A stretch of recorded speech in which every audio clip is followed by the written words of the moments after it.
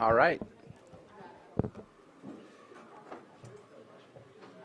Good morning, everybody. Welcome to our regular meeting for the Lake County Board of Supervisors. Today is May 14th, 2024. We will begin today with a moment of silence, and I did not check in with my colleagues. Does anyone have a moment of silence? No. All right. So none of us have a moment of silence today, just in tune with some of the proclamations that we have. We do have a Memorial Day coming up soon, and I would like to remember those who put their lives on the lines to protect our freedoms, to protect what this country reveres, which is our Constitution and the freedoms that we have. And so I'd love to make sure and remember all of them and the impacts that they've had on us and their families and friends.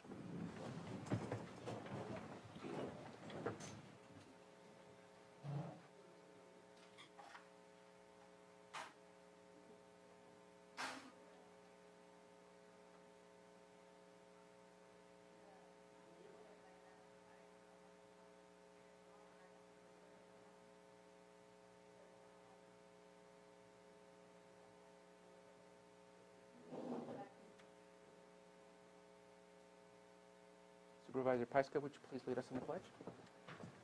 I pledge allegiance to the flag of the United States of America and to the republic for which it stands, one nation, under God, indivisible, with liberty and justice for all. Thank you. Let's move on to our next item. Are there any extra items that are not on the posted agenda? No, there are not. Anything from board members? All right, seeing none, let's go ahead and move on to our consent agenda. Is there any items that anyone wishes to pull from the consent agenda on the board? No. All right, I'm going to pull item 511 just for quick clarification. And then let's go ahead and open it up for the public. I see no hands in Zoom for pulling an item from the consent agenda and no one approaching the podium, so let's go ahead and bring it back for action. Move to approve the consent agenda as posted with the exception of 5.11. Second. We have a motion and a second. All in favor? Aye. Aye. Any opposed? Motion carries.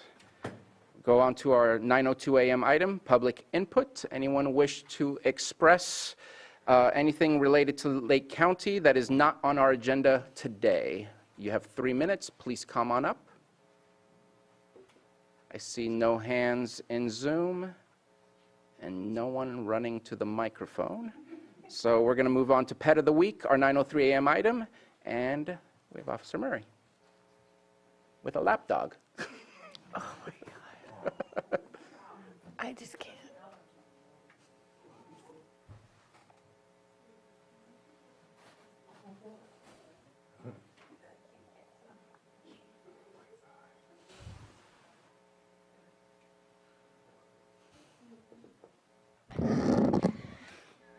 Hi, I'm Officer Copus with Lake County Animal Care Control. I have also brought Officer Murray.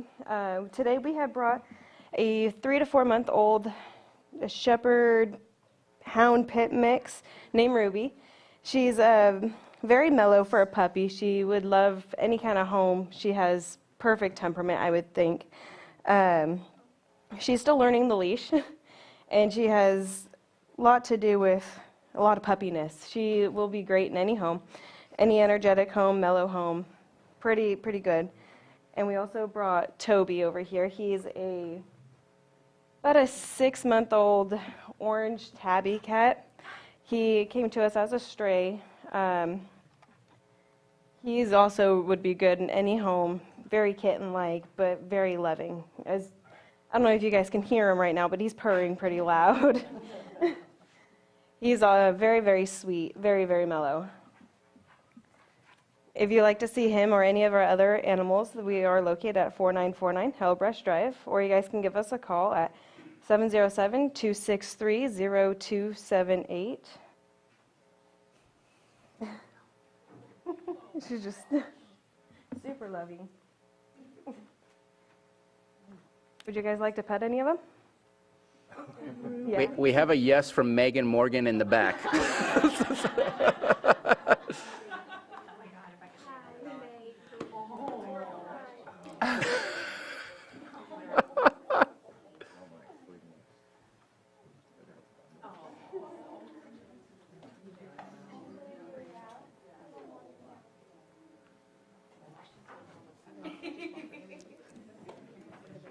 Officer Kopis, Officer Murray, thank you so much. What a treat.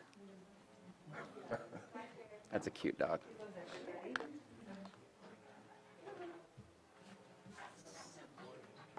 We're going to move on to our 9:04 a.m. item, presentation of proclamation designating May 15th, 2024 as California Peace Officers Memorial Day and May 12th through 18th, 2024 as National Police Week in Lake County. Please come on up.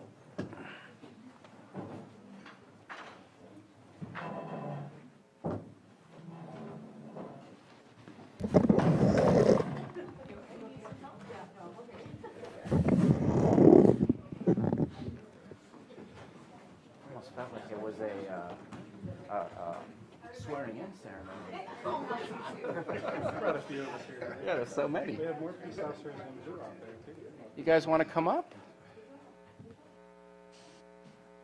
Come on up. Don't be shy.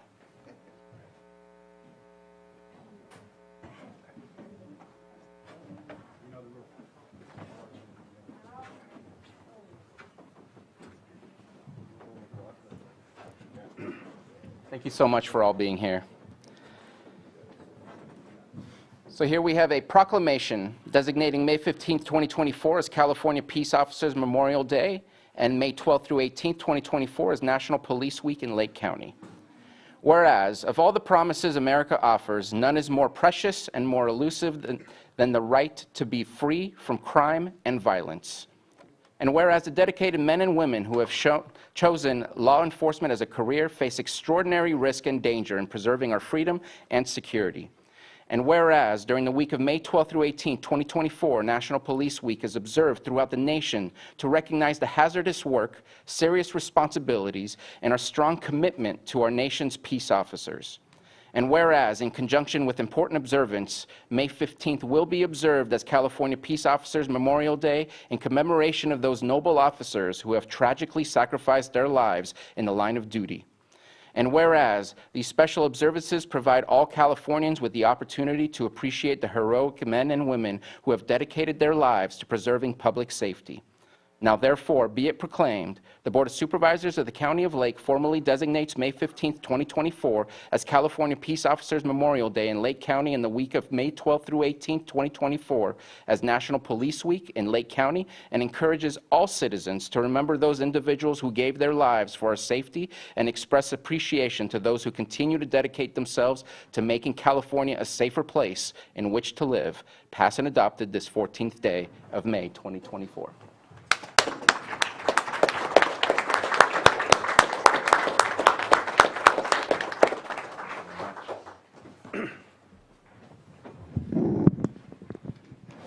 Good morning. I'm Rob Howley, County Sheriff. Thank you, Supervisors Sabatier, and thank you for the board for this proclamation. I feel like I've been up here quite a bit lately with proclamations. In fact, Chief Monfran's asked me if I have one every week. But so we've had Correctional Officers Week, Public Safety Dispatcher, now Peace Officer Memorial, and it's been an honor to accept every one of them from you. It kind of goes to show how many aspects there are to law enforcement, and it takes everyone doing their job to work. So thank you. It gives me an opportunity to thank my whole department, all the departments here, from clerical staff to peace officer. No one's more important than the other. It takes everybody to make it work. As far as being more specific for Peace Officer Memorial, I've given talks about this quite a bit, and it's difficult every time, and how do you put it into words, and what do you say? And there's really not a lot. You can't encompass everything, certainly not in a few minutes. So for me, it kind of boils down to something simple, kind of a simple guy. That is just thanks. I have so much thanks for the men and women who do these jobs. They put their lives on the line for us to live better lives, to live safer lives, to live lives more free. I don't say that just as the sheriff or just because I'm in law enforcement. I won't always be, but I'll always be a citizen here and I'll always be grateful for what they do. Also thankful, so thankful to be in this county, to have worked for a couple of these departments, but thankful for the citizens we have as well. By and large, we do have a lot of people in this county who are supportive of law enforcement, who do appreciate what we do. They do understand the sacrifices, and it makes it worthwhile for us, I think. So that's really it, just a thank you to the men and women doing the job, those who will do it in the future, those who have done it in the past, and to those citizens who appreciate what they do. So thank you.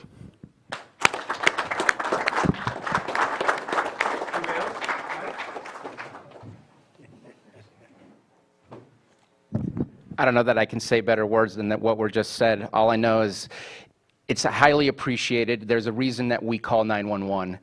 We need help. And someone comes in rushing to try and provide that help, whether it's for safety, whether it's for support.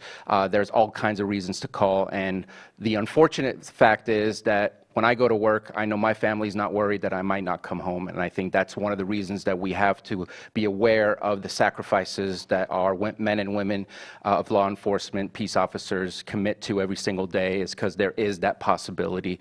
And we need to do everything we can to make sure everyone goes home every single night and continues to do the work they do in our community. It's not just about public safety. It's about the economy.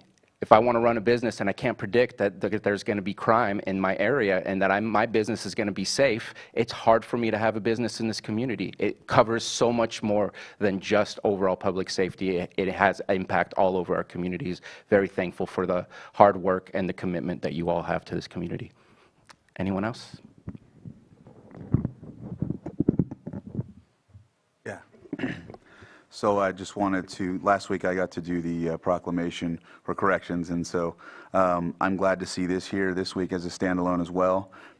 I really do appreciate all the work that the department has been doing. We've been working together well on numerous things. I am getting a lot of good feedback from the municipal advisory committees as well about how they've been working with, or how they've been seeing, and the difference in a lot of these, in the roadmap task force, all that stuff. And so it's all of the work that you all put in, all of the work that you've been willing to do the best you can. I know in RC, when I talk with other counties, and they talk about how long it takes, and I'm like, well, it doesn't take us an hour and a half, or 2 hours.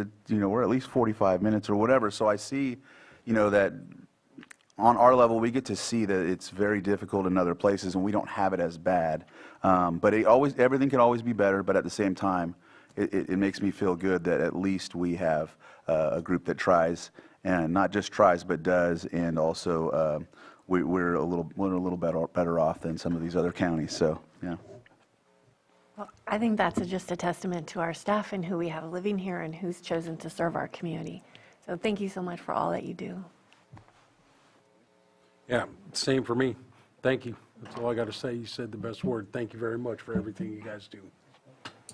And all I have to add is this group looks so cohesive and together, and the only thing I think is missing is Chief Monfran's up here for the photo op. And so I owe that spirit of collegiality, so thank you. You can hide in the back anyway. I'm on a...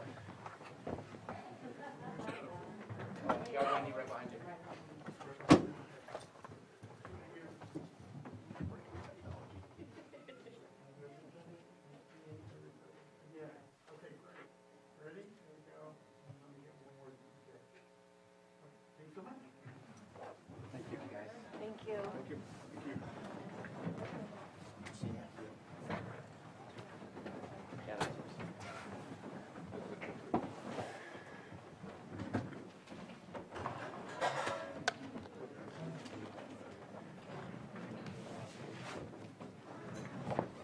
Next up, our 9:06 a.m. item, presentation of proclamation designating May 2024 as Maternal Mental Health Awareness Month in Lake County.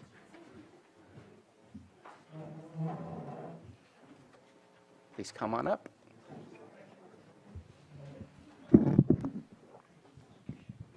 Oh, there you are. Yeah, come on up.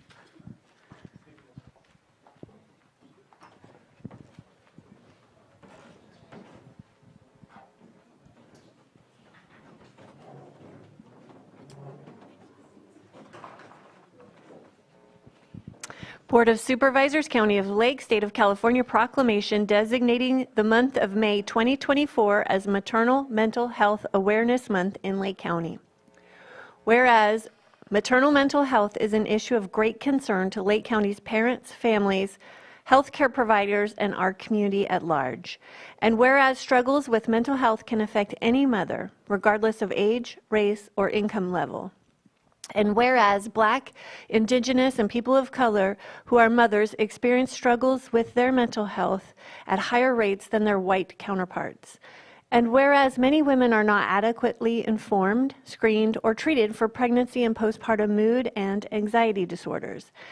And whereas heightened awareness and stigma reduction are essential for improving outcomes for mothers, children, families, and communities, and whereas pregnancy and postpartum mood and anxiety disorders are highly treatable through therapeutic intervention, community-based support services, and medication.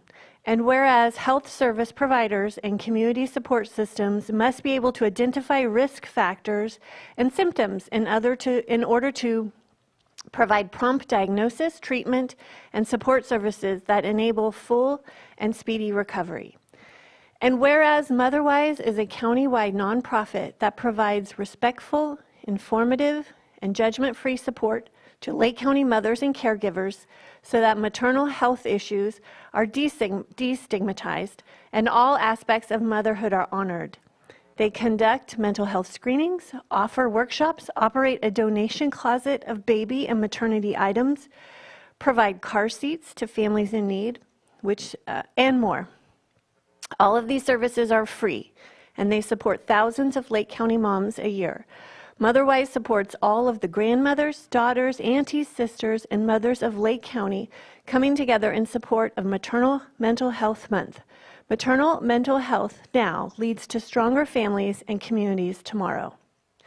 Now, therefore, be it proclaimed that the Board of Supervisors of the County of Lake does hereby designate the month of May 2024 as Maternal Mental Health Awareness Month in Lake County and does commend this observance to all citizens, passed and adopted this 14th day of May 2024.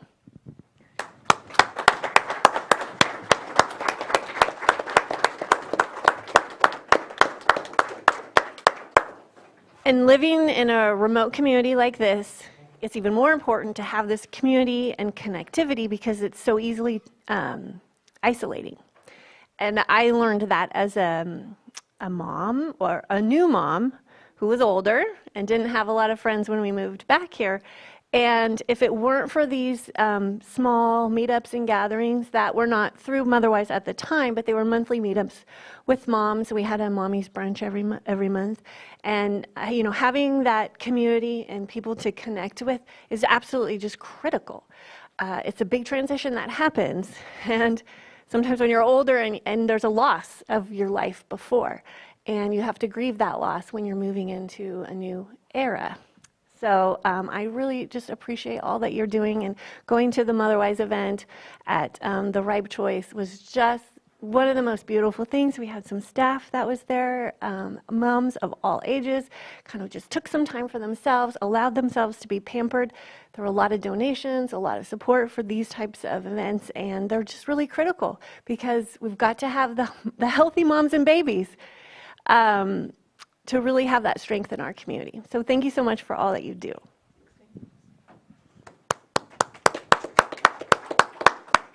Thank you very much. My name is Sabrina Andrus. I'm the Executive Director of Motherwise, and with me are a host of our stakeholders and board members and staff. And we just want to thank the board for taking the time to say these words out loud, because as many of us know, and some of you may not, the number one thing you can do to support moms in crisis, and crisis sort of across the spectrum, is let them know that they're not alone and that there is community and that there's support out there. We provide that. A host of agencies and nonprofits in this county provide that, and we know that when we have strong mamas, we have much stronger families and communities. Thank you.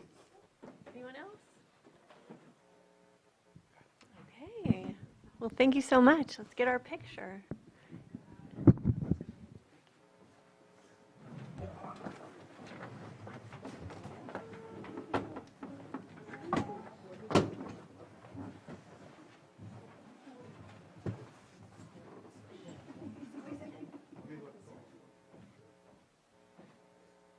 Oh, good. Yeah.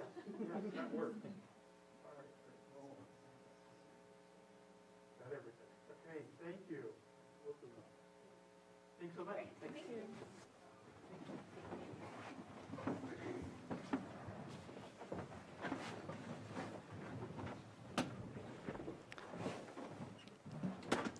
Next is our 9:08 a.m. item 6.5, presentation of proclamation designating the month of May 2024 as National Foster Care Month in Lake County. Please come on up.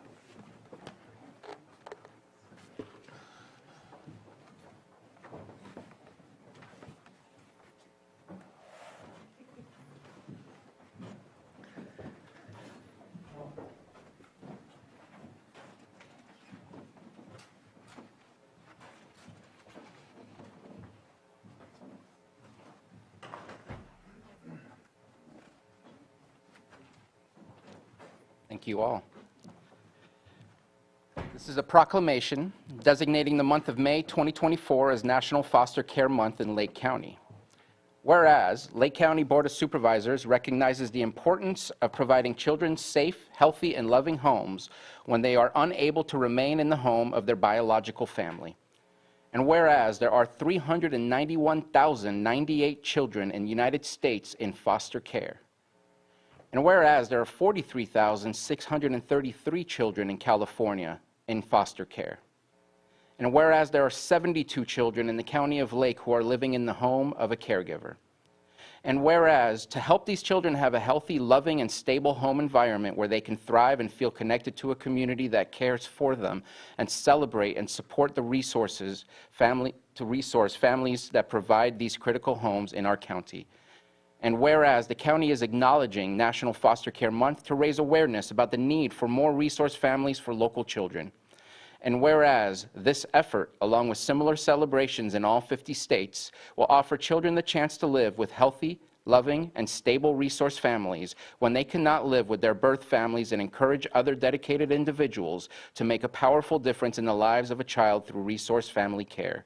Now, therefore, be it proclaimed that the Lake County Board of Supervisors is wholeheartedly proclaiming the month of May 2024 as National Foster Care Month in Lake County, and in doing so, urges all citizens to join in a national effort to raise awareness about the importance of foster care and resource family care. Passed and adopted this 14th day of May, 2024.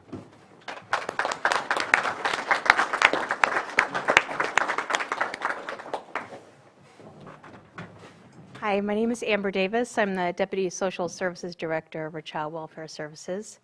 And I'd like to thank the board today for agreeing to sign this proclamation because it's really important. There aren't any caregivers here today, but all of us here who are support them in kind. I've lived here for 6 years, and I have met a myriad of people in a variety of capacities that are here doing whatever they can to make our community a better place. But I just want to take this one moment for us to pause and think about the fact that our caregivers and foster parents, they choose to be a caregiver. It's not an obligation. It's not mandatory. It's not a regulation. They step forward in addition to their own home, their own errands, their own everything that they're having to do for their own life, and they say, yes, I will go through this process to take in a child that may or may not be related to me because I think that's important. And honestly, I think that is amazing. I am awestruck every time I think about their capacity to give these children and youth what they need while their families are getting healthy. So I would just like to remind all of those who are caregivers that we who work in these services know your importance. We know you are pillars to our community, and thank you for being an inspiration.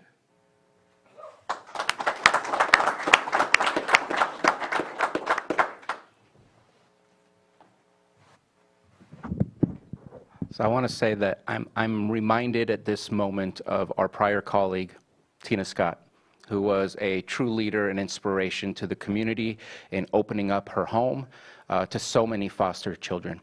And we also just passed in our consent agenda item a report that provided some statistics of the length of time it takes for some of these children to find homes. And I think that this proclamation is connected to that in the sense of the need to really look for those homes that can be made available for the children that are in need. It is unfortunate how many are still in need, but there are so many homes that could be made available. And so I think this proclamation is powerful. It's needed. We need to embrace the fact that these children need a stable place for them to call home so that they can thrive in their lives. So really thinking of our prior colleague, who I think was a true inspiration to so many in our community. Thank you. I'd just like to add a couple words. Thank you for calling out the importance of resource families, but I want to highlight and celebrate and lift up our hardworking CWS workers, social workers, visitation specialists, office assistants, staff service analysts. If you are considering being a resource family, know this: you will be supported well. You will have professional staff paying attention all along the way, whether it's juvenile dependency, juvenile probation. The people up here are highly motivated and highly trained to do what I think is among the most difficult work possible. And I just want to share that. You don't see it. Typically, these processes are not meant for public eyes for good reason. But just for my limited time in the CWS, I was impressed constantly, daily, and surprised by the commitment of my coworkers, the things I knew and the things I wasn't entitled to know about. So as you celebrate your resource families and look for new families to engage, also take a moment to do some self-care and pat yourselves on the back for a job so necessary and so well done. Thank you. Good morning, everyone. Thank you all for being here. My name is Casey. I'm the Resource Family Approval Supervisor. I've been the supervisor for about a year, and I wanted to thank all of you for being here, especially my staff, Amber and Elizabeth. We are small but mighty here in our community. We have about 60 resource family homes here that just the three of us with our supervisors and program managers and deputy directors that we oversee and support. So I just wanted to say thank you to them for always answering the phone, always supporting them, and also to our people that we collaborate with, probation, behavioral health. It's really important, so we appreciate all of you, and thank you very much to my staff and all the support that we get from the community.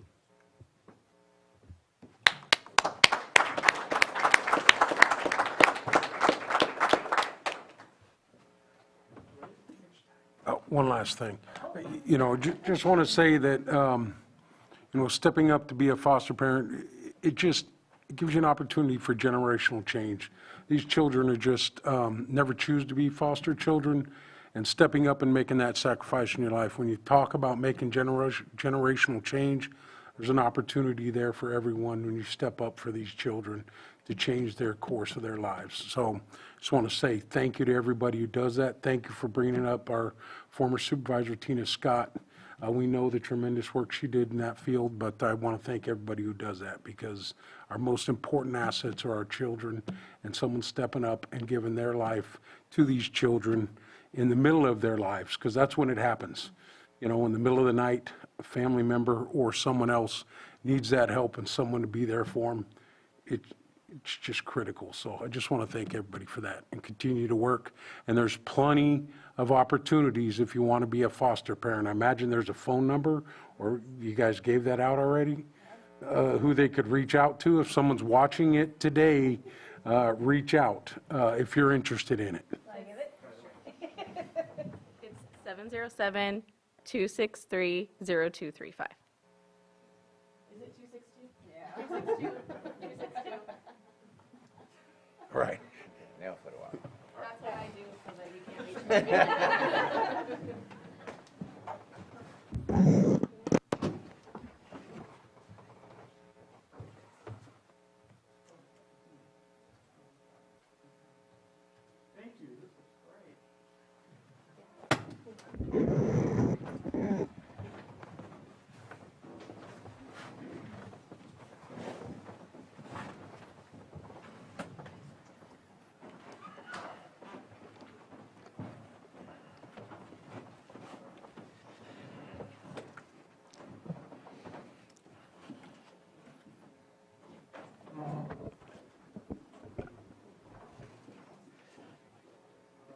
want to check with my team since last time I was all over the place. We are on 6.6, correct? Yes. All right, 9:10 a.m., presentation of proclamation designating May 4th through 11th, 2024 as National Osteogenesis Imperfecta Awareness Week in Lake County. All right. You get to hold this one. You get to help me read. How we doing today? High school. You know, we did this proclamation at Lakeport City Council last week, and you know what you did? You ghosted your mom. You ghosted your mom. So I'm going to ask you to just wait till the proclamation is over. Don't have to say anything, but we're going to hang out a little bit. And this is Jennifer, and this is Marlene, right? Did I pronounce it right? All right. Here we're going to read some words on very fancy paper. This is a proclamation designating May 4th to 11th, 2024 as National Osteogenesis Imperfecta, OI, Awareness Week in Lake County. And so first off, apologies. We should have done this last week. We were stacking up the procs. We did 2 hours, so thank you for coming back. Whereas osteogenesis imperfecta, OI, is a genetic bone disorder characterized by fragile bones that break easily. It is also known as brittle bone disease. A person born with OI is affected throughout his or her lifetime. And whereas there are many different types of OI with symptoms that range from mild to life-threatening, with variable clinical features such as fracture frequency, muscle strength, or extraskeletal problems affecting vision, hearing, or other body organs and functions. And whereas because there is no cure for OI, treatment focuses on minimizing fractures, the surgical correction of deformity, reducing bone fragility, maximizing mobility and independent function. And whereas it is estimated that approximately 25,000 to 50,000 people in the United States have OI, and with good medical treatment and supportive care, the majority of people lead healthy, productive lives with an average lifespan. And whereas increased funding is needed for education and research to help find more effective treatments. And whereas the Osteogenesis Imperfecta Foundation, a voluntary national health organization, strives to improve the quality of life for people with osteogenesis imperfecta by increasing awareness of this rare disease among the public, media, government, and medical communities. Now therefore, this is the big ending. Be it proclaimed that the Lake County Board of Supervisors does hereby designate May 4th to 11th, 2024, and this week too, why not, as National Osteogenesis Imperfecta Awareness Week in Lake County, passed and adopted this 14th day of May 2024. Now we clap.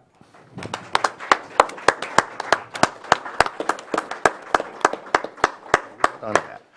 Jennifer, proud mom, any words? Yeah, I thought that it would be a disservice of me as a parent to not get out there and advocate for my child. She may be one of the only people in the county that has OI, and navigating, you know, with her needs all these 18 years has been pretty difficult. There's not a lot of awareness and knowledge about OI in this community, and therefore it sometimes there seems to be a lacking in inclusivity with her being able to go about functioning within the community and its services, you know, the best that she could possibly be doing. Up until the sidewalks or the Main Street got redone, there was many businesses that were not handicap accessible. And also further, besides just being in the wheelchair, the fragile nature of her bones is something that a lot of people don't consider when they think of someone in a wheelchair, that they can get hurt easily. The school has had to do lots of repairs as she was getting, you know, into middle school and into high school. They had to adapt different ways for her to get around the playground and the school campus and whatnot. And there's still a lot that needs to be done. The Social Security Department recognizes as type 2 as being, I guess, an exempt to automatically get benefits, but people that are born with type 2, they don't live longer than a couple weeks of age. So I think that's kind of where awareness is kind of missed. What else was I going to say? I do think, though, that the knowledge and awareness has gotten better.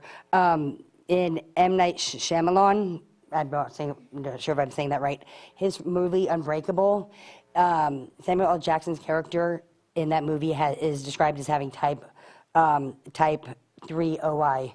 And he didn't demonstrate any of the characteristics of having type 3.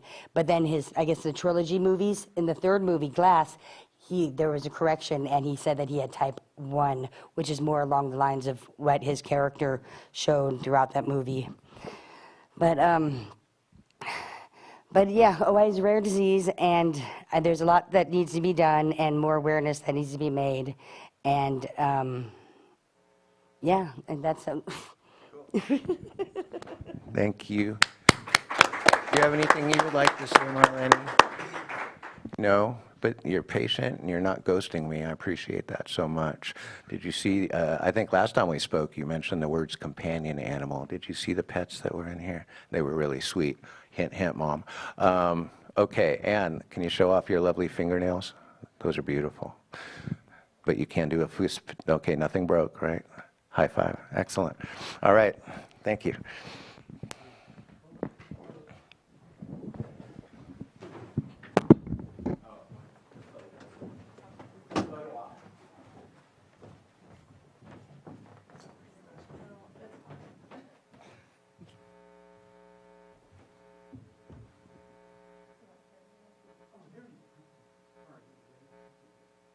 Oh, nice.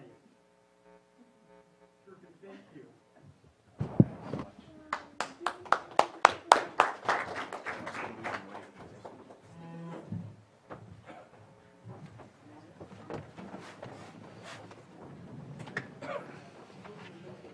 Thank you very much.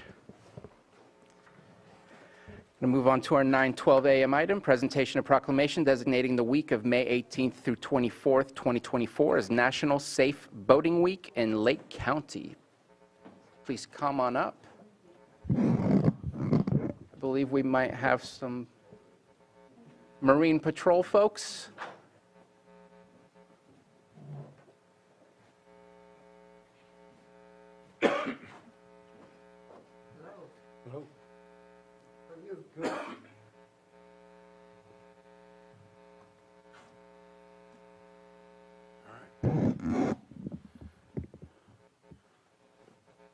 Board of Supervisors, County of Lake, State of California, proclamation designating the week of May 18th through the 24th, 2024 as National Safe Boating Week in Lake County. Whereas the National Safe Boating Week is observed to bring attention to important life-saving information for recreational boaters so that they can have a safer, more enjoyable experience out on the water throughout the year. And whereas in the calendar year of 2022, U.S. Coast Guard statistics revealed that recreation boating fatalities decreased. Of the 659 people who died in fatal boating-related accidents in the United States, 445 of these fatalities were due to drowning, and 370 of these boaters would be alive today had they worn their life jackets. And whereas Lake County Flotilla has continued to provide free life jackets to youngsters by participating in community activities which promote child safety and educating the boating public in safe boating practices.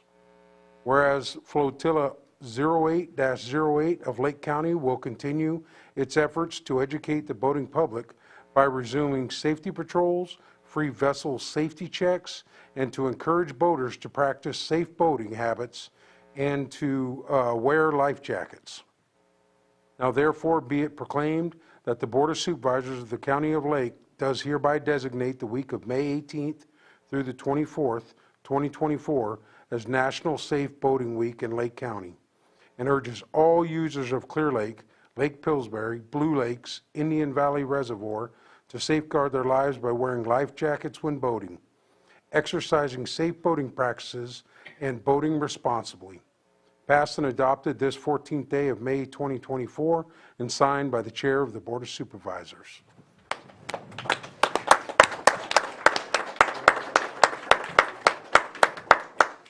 Would you like to say something?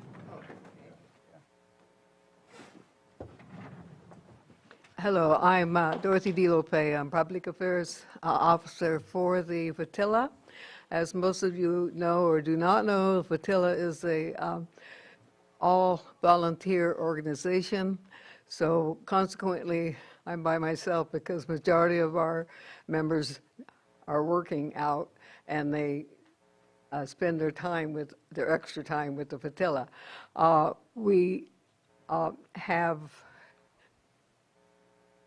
We're running a membership. If you'd like to join, go onto our website, which is Flotilla 88 of Lake County, and you'll find all kinds of information.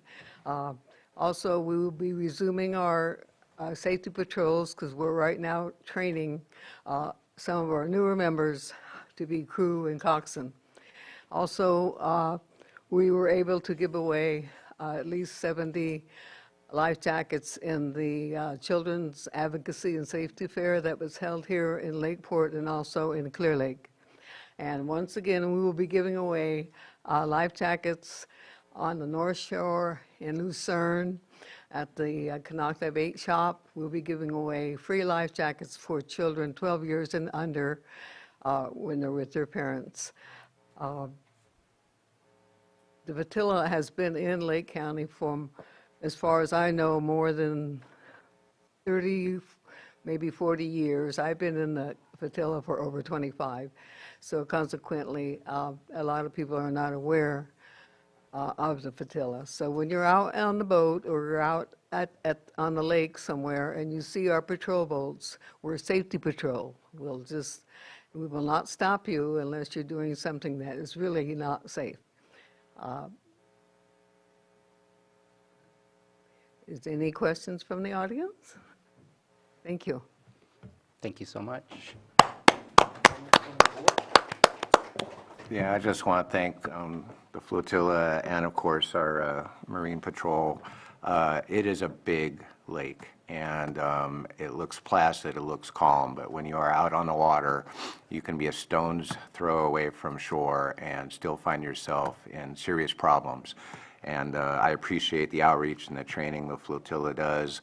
I'm out on the water frequently myself, and I would like to report that everyone is universally putting their life vest on and following safe boating practices, but I can't honestly report that.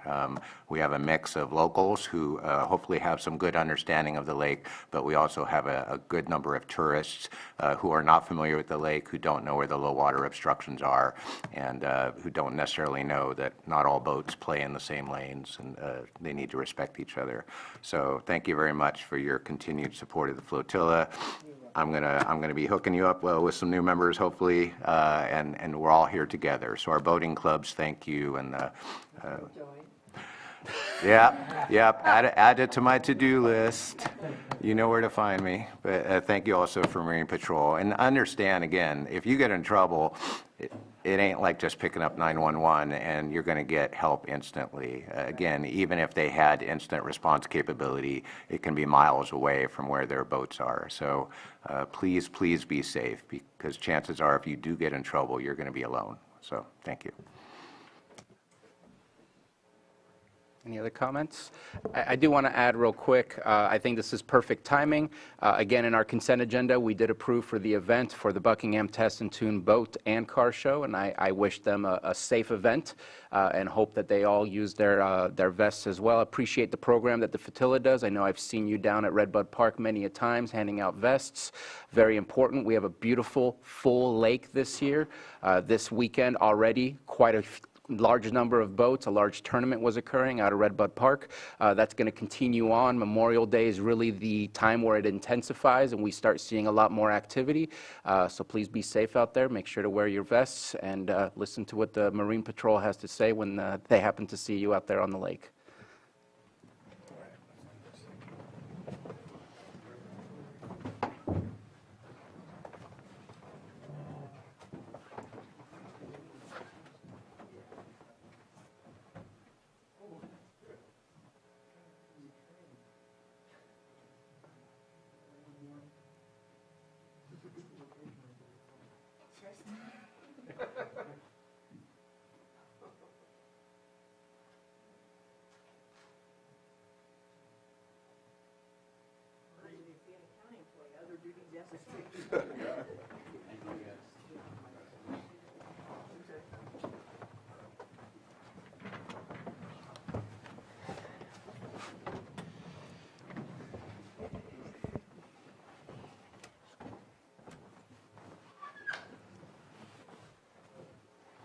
Okay, I believe we're on to our last proclamation, 6.8, our 9:14 a.m. item.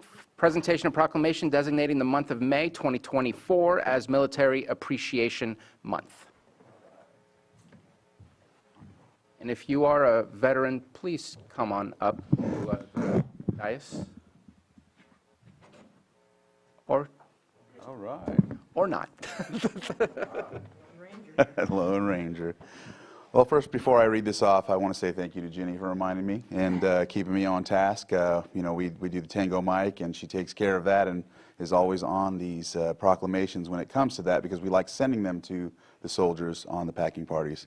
I was thinking about something as I was preparing for this, as my son is 18, signing up for selective service. Thinking about that, explaining to him, well, there isn't a draft, but in case there is, you have to be ready for it. And so he's like, when was the last time there was a draft? And I was like, Vietnam. So Vietnam has so many soldiers that were drafted. And back then, volunteers were, you know, they were dime a dozen, but, you know, there wasn't as many as there were drafted. And so I'd just like to emphasize that, because we're talking about the Military Appreciation Month and the fact that the Vietnam veterans really weren't appreciated at that time. And so I just have a soft place in my heart for Vietnam veterans, but I just wanted to also include that we do appreciate them as well. And I'm just giving that shout out to Vietnam veterans, because they are probably our seniors now. Like, when it comes to, there's a few Korean War veterans, there's a few World War II veterans, maybe, but it's now the Vietnam veterans who are the eldest. So with that, I will read the proclamation. And so, this proclamation is designating May 2024 as Military Appreciation Month in Lake County. Whereas the freedom and security that citizens of the United States enjoy today are the direct results of the sacrificed and continued vigilance by the United States Armed Forces over the history of our great nation. And whereas members of the United States Armed Forces and the family members who support them have preserved the liberties that enrich this nation, making it unique in the world community. And whereas in 2004, the United States Congress passed a resolution proclaiming May as National Military Appreciation Month, calling all Americans to remember those who have given their lives in defense of freedom and to honor the men and women of our armed services who have served and continue to serve our country. And whereas the months of May and June were selected for this display of patriotism because during these months we celebrate Victory in Europe Day, VE, Military Spouse Day, Loyalty Day, Armed Forces Day and Week, National Day of Prayer, Memorial Day, Navy Day, Army Day, and Flag Day. And whereas the months of May and June are an opportunity to acknowledge and salute the families of those called away to duty. And whereas Lake County is the place many veterans, close to 1 out of every 12 residents, proudly call home. And whereas the Lake County Board of Supervisors recognizes the courage and sacrifice of all veterans and active duty military personnel in our communities and throughout our nation. Now, therefore, be it proclaimed that the Lake County Board of Supervisors does hereby designate the month of May 2024 as Military Appreciation Month in Lake County and calls upon all residents to show their gratitude and appreciation for our military personnel by the appropriate display of flags and ribbons. Passed and adopted this 14th day of May 2024, signed Chair of the Board of Supervisors, Supervisor Sabatier.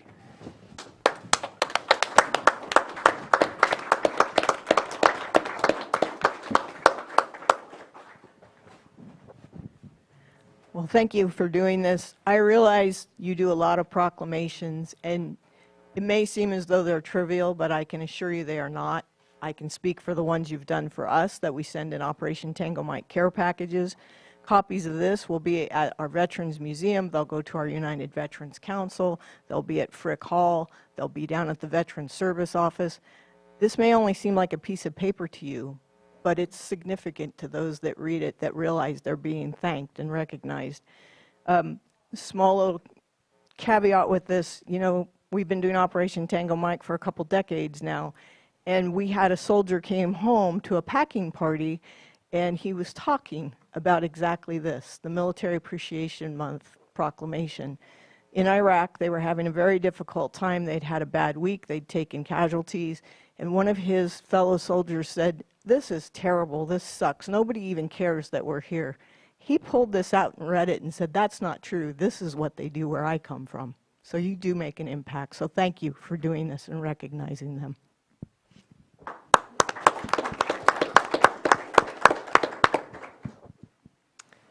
So Jenny, I just want to thank you for always bringing these to us and making sure that we're on task, because we do a lot of proclamations, and it is important. Every single one of them are important.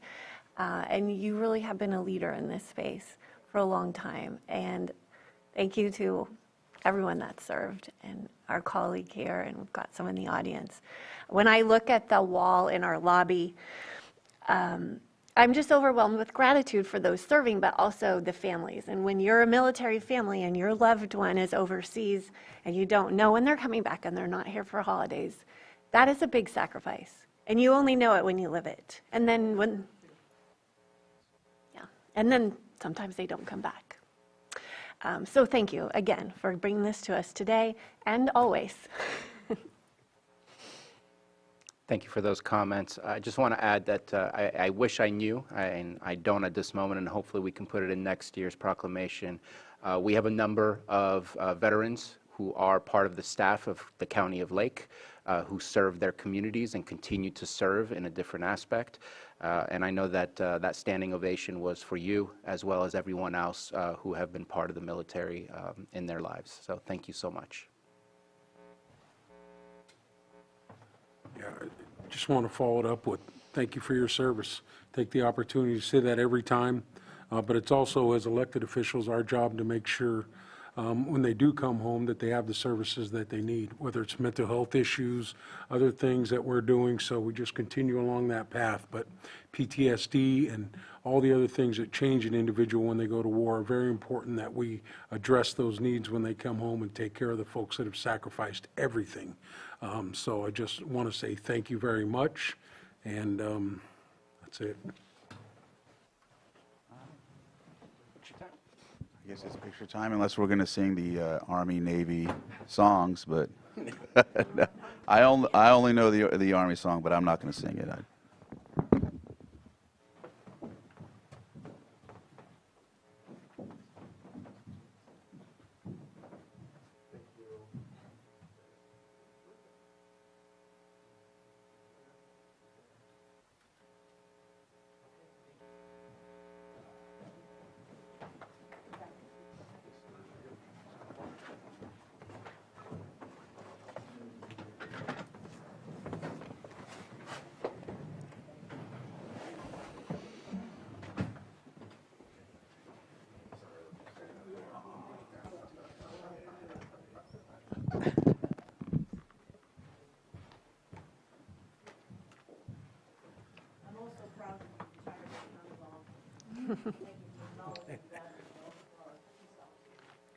Thank you.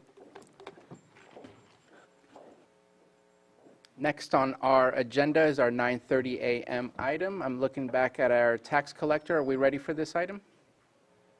Yes, we are. Okay, so let's go ahead and take that up. Consideration of the March 31st, 2024 report of Lake County Pooled Investment, and Patrick Sullivan and Liz Martinez are coming up. Good morning. Good morning. We also have Carlos Oblitas from Chandler Asset Management on Zoom here, and he's going to be able to run through the presentation if your board's ready. We are ready. Good morning. Good morning.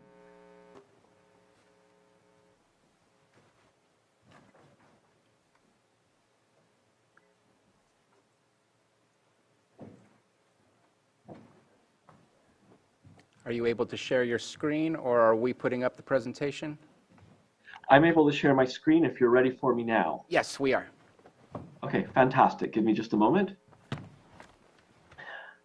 And What I'd like to do is just start with this overview of the overall investment program. I think it's always helpful to know that there are numerous components to the overall investment program. This is the consolidated view. This tells you all the money that the investment pool has under its command currently. It's 530, let me zoom in, that might be helpful.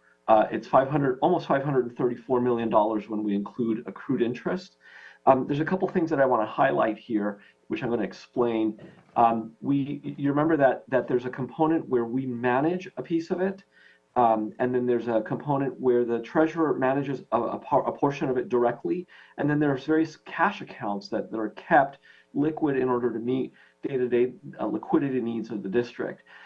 When I combine everything together, that comes up to the $533,863 million.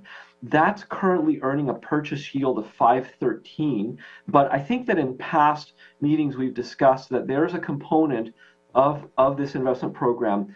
It's cash that's held at Wells Fargo Bank, which we're not managing, but your treasurer was proactive in setting up an automated money market sweep with that component. I think that amount is about $60 million as of March 31st, and that amount is earning a yield of somewhere around 5.1, which is not being fed into this 3.13 number because we just have no way of capturing that. We've been working with the treasurer and the bank and also our operations team to see if we're able to get that fed into there. But to give you an idea, that component, when the actual yield on the cash in the bank is being earned, that brings this number here to 3.7. So the yield to maturity, that interest income that you're due to earn for the coming year if nothing changes, currently is quite strong. And when we include that cash component, it brings it up to 3.7. That's a pretty competitive number. So you're seeing some pretty competitive rates, the highest we've seen in about 15 years. We're currently reinvesting program-wide, including all the cash components, at somewhere around almost 4.5%. So pretty strong return, I should say yield, which is your earnings rate, and a very high credit quality. You're averaging a AA plus. So when we look at the overall program, the key factors here is it is very, very well diversified. And the components here, this was done on purpose. Every color that you see in this pie chart was the amount that you see there was deliberately decided in terms of diversification, in terms of identifying how much risk is being taken on for every component, and then of course what kind of return we're going to get. As I mentioned, we don't manage the entire portfolio as your investment advisor. We simply just manage the components that are securities. So that's everything in here except for this local government investment pool. This LAIF here, local agency investment fund, is the state pool. And then, of course, all the cash which currently sits at the bank. Everything else, of course, is an investment security. It carries a return that it provides to you over the long term. These are debt securities, they're bonds, which means that you're lending money to the issuer, and at maturity, that money comes back to you, and while that issuer is using that money, they pay you rent on it, they pay you income. I started here rather than on the economy because I think it's always good to go back and see what the different components are doing. This is what you look like on a consolidated basis. And I'm going to skip this piece right here, but just take a look and see when you look at the liquidity, this is the term structure of the entire program, the $530+ million that I just mentioned. You've got about a little bit over 35%, so just a little bit over a third of it coming due within the next 90 days as of March. So a lot of liquidity. Obviously, this was as a run-up as we were nearing April 1st, or April 10th, I should say, when your Treasury collects property taxes. So this is going to get outsized, and through the course of the year, of course, this gets spent down as the pool participants and the county utilizes its cash to meet its obligations. And again, this is the history of that yield. This would actually be a little bit higher. That 3.13, when we include that cash component where we're not capturing that yield, is really 3.7. When we look at the different components, the component that we manage on your behalf, that's 374 of that 500 million plus part. We're currently picking up 310 on it. We're reinvesting somewhere around 503, and it's very high credit quality. I want to remind you that there's a strategy to this portfolio. We maintain this portfolio somewhere near with a duration of somewhere around 1.7 years. We're at 1.67. We're just slightly short of the benchmark. We rebalance every month or periodically. That's going to get bumped back up a little bit higher than that. Obviously, as maturities come in, the portfolio gets shorter every day. We call that aging. It ages every day. So we have to rebalance periodically to that target. When you look at so these are the pieces that we manage. I'll tell you that most of the performance in the portfolio, most of the strong performance that you've seen have come from the corporate sector and the asset-backed sector here. The reason is because these are they're non-governmental securities that you know, when it costs them a little more to finance themselves. When you've got Apple or you've got Microsoft borrowing money from the capital markets, it costs them a little more than the government, and for that reason, they pay a little bit of a higher yield. And that's been a very strong component in the portfolio. To that end, I do want to back up to that piece where we have all the consolidated, and I just want to zoom in really quickly. So this is what every issuer in the portfolio looks like right now in the entire program. The United States government is by far the biggest biggest piece of your portfolio.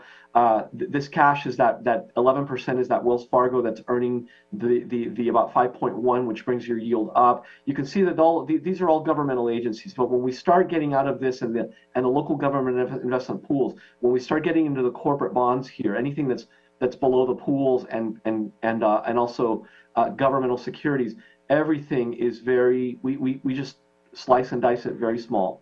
We don't like to have our eggs in one basket, and you can see that in most instances, our exposure to anything that's not a governmental security tends to be very, very small. We just like to, we firm believer in diversification. I want to go back to that breakdown. This is so we mentioned that this is the portion that we manage on your behalf.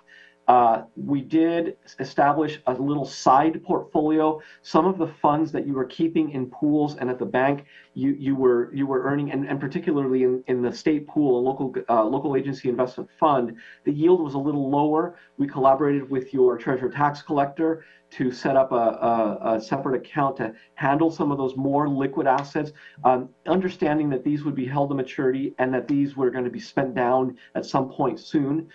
You can see that those are currently picking up 5.38% per year, and we're reinvesting at a very, very similar rate. The reason this is happening is because there's an anomaly that we've talked about. It's called the inverted yield curve. It's just an anomaly where shorter term investments are paying more than longer term, and this is why we set this up. We wanted to capture this, working in conjunction with your treasurer tax collector. We collaborated to get that done. When we look at that, all of that component is treasuries. So we're managing this component on your behalf. And then the component that we're not managing, this is the $107 million that includes cash. It includes the local government investment pools. It includes the state pool money, and that's averaging somewhere around 209. When we bump this up, this is the part that would go up higher because of that sweet vehicle yield that we're not capturing.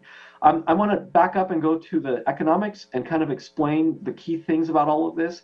I think the key things are that we're living in a time of volatility as rates move up and down. These are 2, 5, and 10-year Treasury yields, and they've been very, very volatile. And most of this volatility has been caused because investors are trying to figure out when the Federal Reserve will start lowering interest rates. It's generally anticipated that the Federal Reserve will have to lower interest rates. Interest rates are the highest they've been in about 15 years, and that makes for very tight financial conditions. They do that by changing something called the federal funds rate.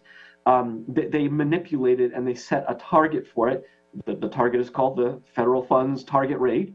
But this is this yield right here on the right, or this chart on the right-hand side. They raised those rates to combat inflation that came about at the end of the pandemic, and now they're in the process of maybe walking some of that back. At some point, we anticipate that they will start lowering interest rates. That will signal to the markets that the economy is not as strong, and they need to stimulate it by lowering rates, making it cheaper for investors and businesses to borrow money to help move the economy along. We're not quite there yet, so that's the reason you're seeing this volatility. There's that yield curve in the inversion that I talked about. Shorter term yields are currently paying you higher yields. than longer-term treasuries.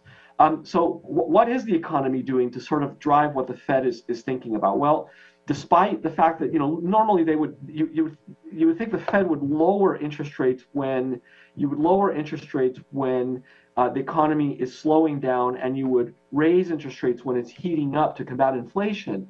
And so, you would expect that right now the economy is slowing down and they would need to lower rates. Well, that isn't quite happening yet. If you look at it from a labor perspective, we're still having strong, better than expected labor numbers. In March, we generated 303,000 jobs. In April, that moderated. We don't have the April number up here. It moderated into the 200,000s range, but it's still very, very strong labor numbers. Inflation is still, when you look at the Fed's measure, the chart on the right-hand side, personal consumption expenditures, that is still above the Federal Reserve's target of 2%, which shows you that there's still strength in the economy. The consumer sector, as measured by retail sales have made a little bit of a comeback, and they're stronger. They're skewed by these post-pandemic numbers here, but when you zoom in just on this section, they're sort of normalizing and coming back strong. When you look at housing has had a little bit of a comeback in prices. There's still demand for housing. And then, of course, and this is an interesting one. This is a survey number, just trying to see where manufacturing is. When these numbers are in the gray area, it's contracting. And I just want to highlight here, very short, and just very small piece right here, manufacturing is starting to make a comeback, moving into expansion territory. So why am I showing you this? I'm showing you this because you would expect that the Fed would lower interest rates if the economy is weakening, but it's not showing a lot of signs of weakness. What it is showing, though, is that consumers are still resilient, jobs are still strong, but at some point, these high interest rates that we see here, this high Fed funds rate, and as a result, these high interest rates that we've seen, the highest we've seen in a long time, will have a toll on consumers, will slow things down, and at some point the Federal Reserve will have to start thinking about lowering interest rates. And what it means for you is that when they do that, it'll mean that your existing holdings will go up in value because you've picked up higher income streams, higher yields. But of course, future reinvestment will be at a lower pace. When will that happen? The Chandler Asset Management view is that we might see some of that occur towards the end of the year. There may be one move, going back to this chart, it may be one move, perhaps two moves to lower interest rates. There's a camp within our investment team that thinks that we'll see the Fed start to move this June. I'm not in that camp personally, but I do believe with a firm view that we'll see at least one, perhaps two easings, or that's the term for it, lower Fed funds target rate through the course of the year. So in the meantime, what we do to combat that and to make sure that we continue earning is we diversify, and even though we're getting a little bit of a lower yield in the longer maturities, we still buy them, and we still have the exposure out as far as we can to be able to protect the income stream. If we keep too much too short, a lot of this will get spent down, but if we keep too much too short, we'll lose yield on this piece faster if interest rates do start to fall, and we'll be forced to reinvest at a lower rate, and this is why we diversify. That's what I have to share with you today. Let me pause there and stop sharing, and perhaps there's some questions that I may be able to answer. Thank you very much for your presentation. Mr. Sullivan, just wanted to check in if you had any additions. Yeah, I do have additional material that I can share here. So, Carlos, have you ended your screen sharing? Yeah. Yes, I have. So I can put up the figures just locally here. This is the chart I've shared with your board previously. It reflects the quarterly interest over the last few years, just from the beginning of the investment program that we set in motion to where we're at now. So I would just highlight that we mentioned before how you'd see some drops. For instance, 2 quarters ago, we brought in just under 3.7, then it dropped to under 3.5. Now it's continuing that upward trend to close to the 4.4 million. And that is because of the type of securities that we hold. Interest payments come in twice a year, those payments on bonds. So it's that irregular flow. So we're continuing to trend upwards. And I wanted to highlight this since you saw that small drop last time. And I would expect to continue to see that we may go up and down as we increase. We would still expect to increase over the course of the next year as our portfolio continues to drop those older maturities that Carlos was showing that are existing at those lower interest rates. When we reinvest them, we're picking up those higher rates. At some point, that may shift. If rates come down, we're going to level off, but until the Fed starts dropping the rate, I don't know when that's going to be.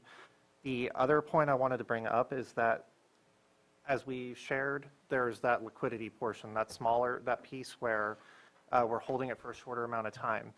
In some ways, we'd like to trim that, but just given the reality of the state of affairs in California, I don't see that happening. One of the concerns we have is the state budget deficit. We have those irregularities, and when we receive payments from the state, we have concerns that those could increase. We also don't have all the answers we need about local spending, because just remember our treasury pool includes schools and other agencies. So if anything, that liquidity portion is probably going to stay where it is or perhaps even increase. Fortunately, right now, what's in that liquid pool exists, as mentioned, the Wells Fargo account, where we have the sweep for money market, but also the government pools, which are all earning a fairly high rate. I mean, even LAIF, I believe, is up to 4.5% now. Those other pools are earning in the 5.4 to 5.5 category. So I don't have any concerns about a real loss of revenue by being more liquid. But in the long term, that could become more of a struggle. As rates begin to drop, we want to decrease that liquid portion of the portfolio. And until we have more details and answers, and until some of those funding situations at the state are resolved, that's going to be hard for us to do. So I just wanted to share that, and I'm happy to answer any other questions. Thank you very much. Supervisor Pyska? I think this is everybody's favorite graph. It is a good graph. And I really appreciate seeing the portfolio change so much over the last few years. At one point, it was one color. And so thank you for all of that, Carlos.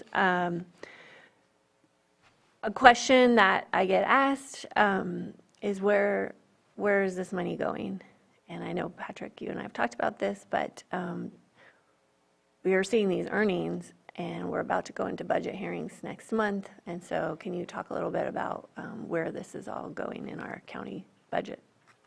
So just to keep in mind, as I think we've discussed before, a little over half of this pool is made up of county funds. The remainder of it is schools. Schools is by far the majority of that remainder. The rest of it represents fire districts and other smaller districts throughout the county. What the county chooses to do with that money really falls back on your board. Right now, when we apportion that interest, we're doing it at the fund level. So basically, everyone's getting paid based off where the amount of money that was in each of those funds. So it's proportional to how much money any agency had within its account and also where it had directed that money to be. But during the budget process, that's where your board decides that. So this will come full circle, and then that's something that you guys are going to have to figure out. Okay, thank you. Supervisor Green? Yeah, thank you for the presentation. It's taken a little while, but I think I'm getting there. I think I'm understanding at least 25% of what you're saying, and I feel good about that 25%. I'm also seeing the first podcast. I'm glad our funds are doing so well, but it's like you're taking a look at the nation as a whole and economic indicators and interest rates, and it's just fascinating. That information is as helpful, arguably, for our private investors as public investors. The only question I had was semantic, and it's not a big chunk of holdings, but supranational was a term I hadn't heard before. I guess that refers to international investing, and it's less than 1.5% of our portfolio, but sometimes people do have questions about if funds are being invested abroad and how they're being invested abroad. And I don't necessarily need a breakdown on that today if you don't have that information, but could you just highlight very briefly what a supranational investment is and what these two funds are doing? Carlos, can I kick that one back to you? Absolutely. So a supranational bond, supranational debt is simply debt from World Bank umbrella organizations. Those were allowed by California government code in 2014, and there are a few reasons why they were included in code, primarily because in 2014, federal agencies and government-sponsored enterprises that you do purchase, they were issuing less and less, and local government investors needed more options to be able to diversify the portfolio. And they settled on supranational securities. And the reason they settled on these is because there are many supranational organizations under the World Bank umbrella and also others that aren't under the World Bank umbrella, but they settled on three of them. They are the Inter-American Development Bank, the International Bank for Reconstruction and Development, and IFC, International Finance Corporation is what it's called. The three of them are dollar denominated, and they are domiciled here in the United States in Washington, D.C. And the backing is from the United States government and all the member agencies that have signed on to the agreement for that particular supranational organization. Their primary purpose is to help poverty eradication with projects in Latin America, in the Caribbean Basin. They're very well managed. They have long-term track records of strong financial management. Currently, they're AAA rated by all three rating agencies. Even the U.S. government isn't AAA rated right now by all three agencies. So for that reason, they were included. It's an opportunity for local governments to diversify their portfolio in a very safe manner. Thank you. So I have a couple of comments and questions. One is on page 22 of the report, there's a negative percentage in the portfolio from account receivable payable cash of negative 0.62%. Just kind of curious if we pulled out money early and had to pay a penalty, or what the explanation might be for that. So that is not the case on this. This actually has to do with the change in the reporting structure that Chandler has. Now it's and Carlos can correct me if I'm wrong on this, but now it's a trade-based reporting system. There's actually a much larger portal that we now have access to where we can go in and get a more detailed breakdown. But because it's a trade-based system now, it has to account for essentially money that's in transit so that we're not doubly reporting something. Because this report is a moment in time, we have to account for sales or maturities that are happening. And that's what that adjustment is. That's basically an adjustment to our sheet here to reflect that money that is in transit. Unless, Carlos, do you want to add anything to that? No, that's exactly what it is. When you buy these securities, you enter into a trade with a broker, and then the actual money exchanges hands. The money in the security exchange hands a few days later. So there's a time lag. And we recently changed our portfolio accounting system to better capture your positions on a trade date basis. It's more it's a practice that's more accepted from an accounting perspective. The term is GAAP, generally accepted accounting principles.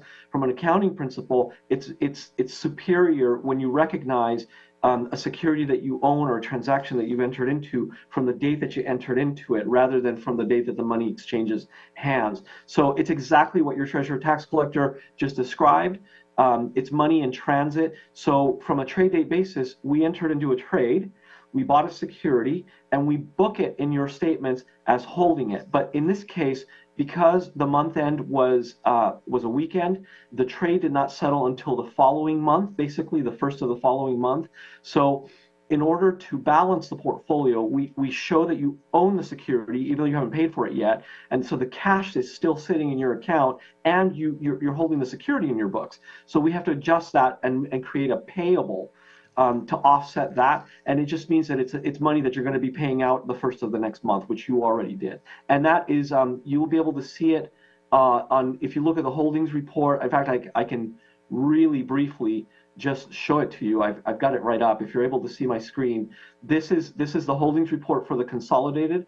Here is the payable for $3,649,500 511, so it's payable. You have some receivables as well. It's money that's due to you, but there's that 3,649,000, and that's the holdings. And if I go to the transactions, which I'm going to do right now, there are the purchases, and you can see that the settlement date is this is through March 31st. You can see right here. But the settlement date for this particular bond, this was a mortgage-backed, a federal agency mortgage-backed security. It settled on the 1st of the following month, and there is your 3,649,511. So you own the security, but the money hadn't left yet, so we have to book it as a payable. Appreciate that response. Thank you very much. There was also, I wanted to bring up the concept of what we did not make potentially this past quarter or potentially over the course of the year. We borrowed $3 million from our general fund and $1 million from social services that was in reserves. Those could be and probably are eligible for being used in our investments. At 3%, we're looking at maybe $120,000 over the course of a year, and that's just me making some basic math. I'm wondering if there's a way to get the potential overall loss from that activity, not because I think that it's something that is bad that we did, but something that we need to tell the state that this is the result of the actions that have taken that we weren't able to invest and we missed out on bringing these funds to our community. I know in medical billing there is ways to get interest if there is a problem on the side of the reimbursement, but I think having those numbers available would be really useful to at least bring that to the state's attention and say, hey, this was supposed to be paid a year ago before you were in a deficit budget, and now you're probably going to say no to us to giving us interest because of the budget, but yet these payments were due a year ago, and we've had to take a loss because of your inability to reimburse us in time. And so I'm thinking in our investment pool that has the potential to impact it. And before I continue, please, has there been an impact? Is there the potential for an impact? And how can we figure out what that amount might be? Yes, I think the impact you've described is just roughly correct, that's the impact of the county. If it were to continue for an extended period, there is an impact to Treasury pool operations in general, like I said, just combined with everything else that increased uncertainty may lead us to be more liquid. However, right now, there's that inverted yield curve that was described, so we're actually earning more in the short-term securities. So the money we're keeping short, we're actually earning the highest rate on, which is an unusual situation. I wouldn't expect that to continue. But if the state would honor any kind of request for reimbursement, our office is happy to work with behavioral health or admin to help calculate out what that would be. If we need to look at the quarterly pool rate, we could, I'm sure, come up with a more specific number. I don't know if the state would honor that request, but if that's something the county wants to do, we can certainly help calculate that. And I don't know that they would honor it at all, but I think personally, and I don't know if the rest of the board agrees, that it would be something to share with them and let them know that this is our loss based on their activities and their lack of activities. Not sure if others want to make a statement on that or agree or disagree. We'll leave it at that.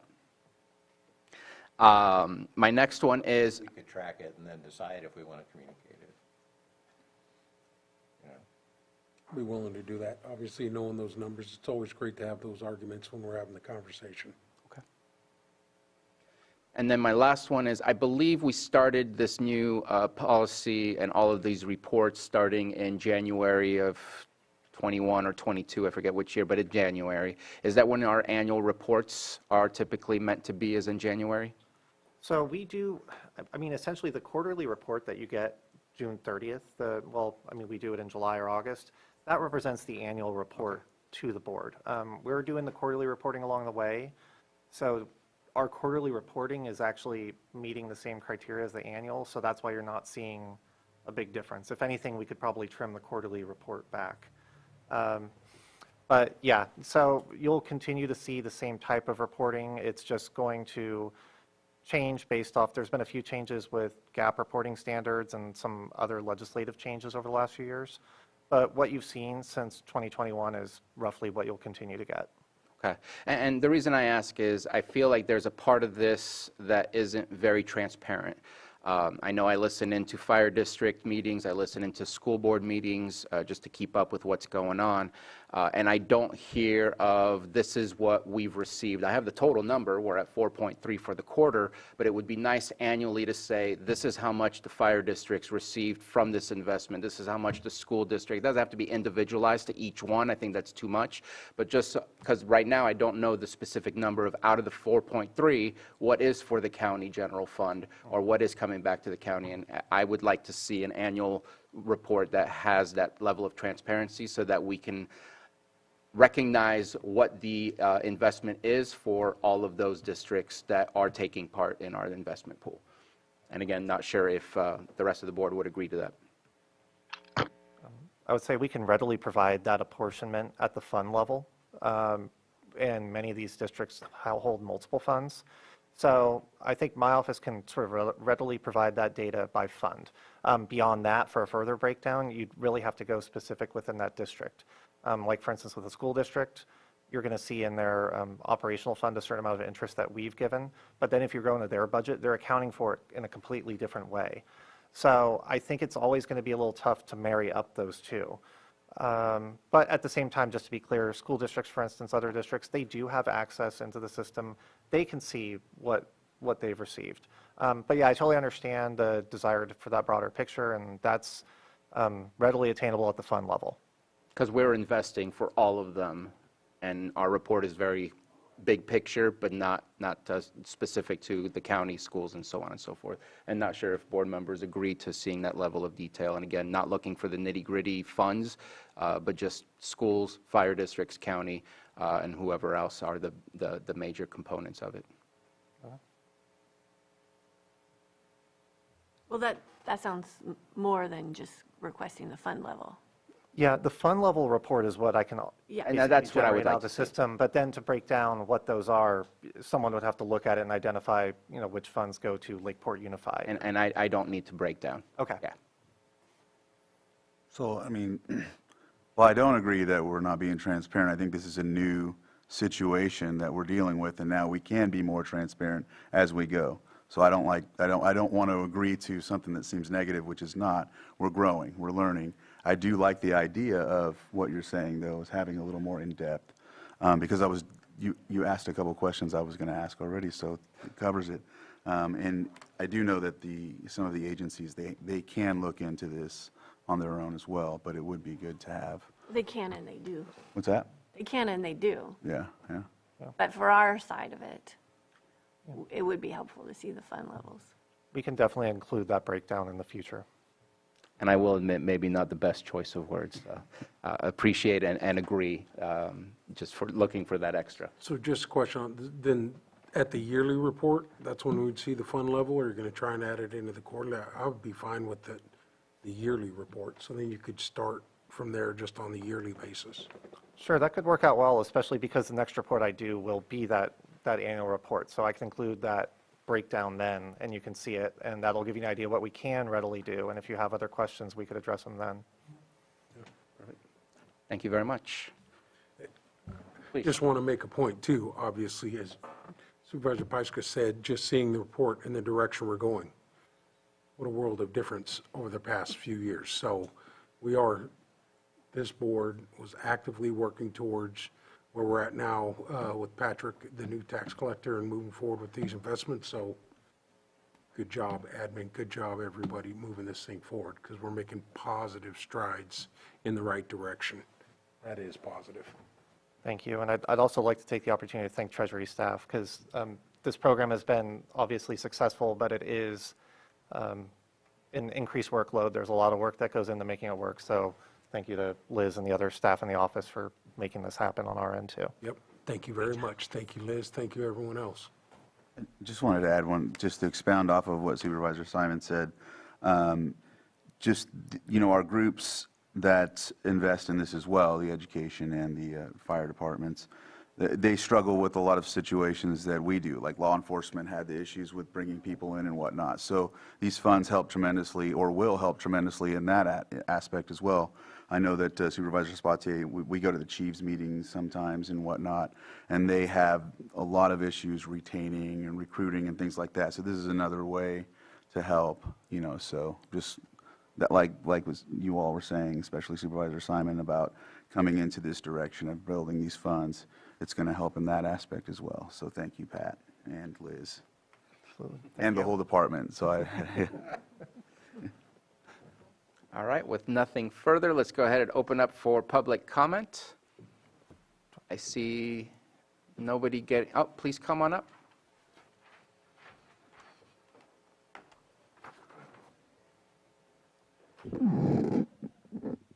Michael Wagner. Is this thing working? Yeah. Okay.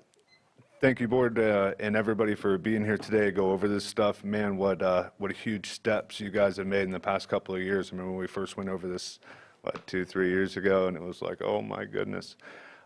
So with that, like, just absolutely admirable and great job in turning those numbers around and making things work. I know Patrick individually has done a huge amount of effort put forward to see all that happen, as well as each and every single one of you guys. I did have just a question, and I'm not sure if Patrick could answer it or maybe Carlos would be more appropriate. With the heavy investment into the U.S. Treasury bonds and the increase or the rate of increase that we've seen, my question would be, based on the 35% of investment, how much did we wind up losing, or I'm not even sure if that's the right term, with the increases in rates from the Fed since inception? I think I can address that question. I think you're referring to the loss in market value of the fund. As rates increase, those bonds we hold are dropping in value, but the difference is we're holding them until maturity. So if we had to sell a bond early, we would take that loss, but because we're holding it until the end, we're not incurring that loss. Because it's true, as we were purchasing bonds, rates would increase just within a week, and our market value would drop. So if we had not had the cash on hand and had to sell that bond in order to pay our bills, we would have incurred a loss. But we kept enough money liquid that we did not face that situation. So while there could have been a loss realized, we have not realized a loss here in our pool.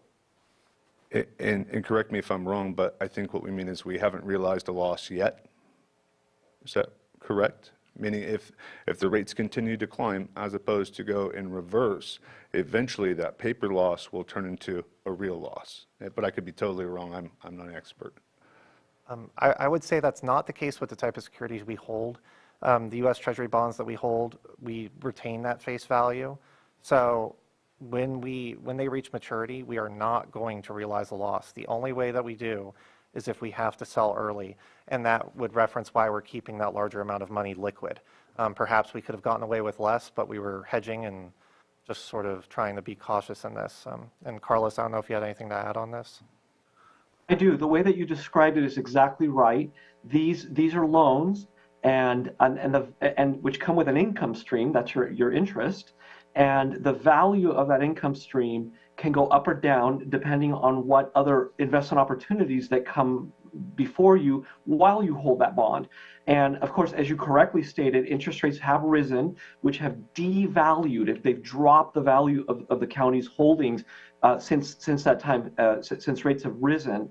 But that drop in value is simply on paper. It will not be realized unless the security or the entire portfolio, for that matter, is sold. Now, we do have the ability and sometimes do sell before maturity, and that sale can incur a gain or a loss on principal. But generally, when we do it to rebalance the portfolio, to increase liquidity, to improve credit quality, any of those reasons, when we do that, we're generally transferring into, we turn around and reinvest into a bond that's generally yielding more, which makes up for that loss. And that's an active management component that we do.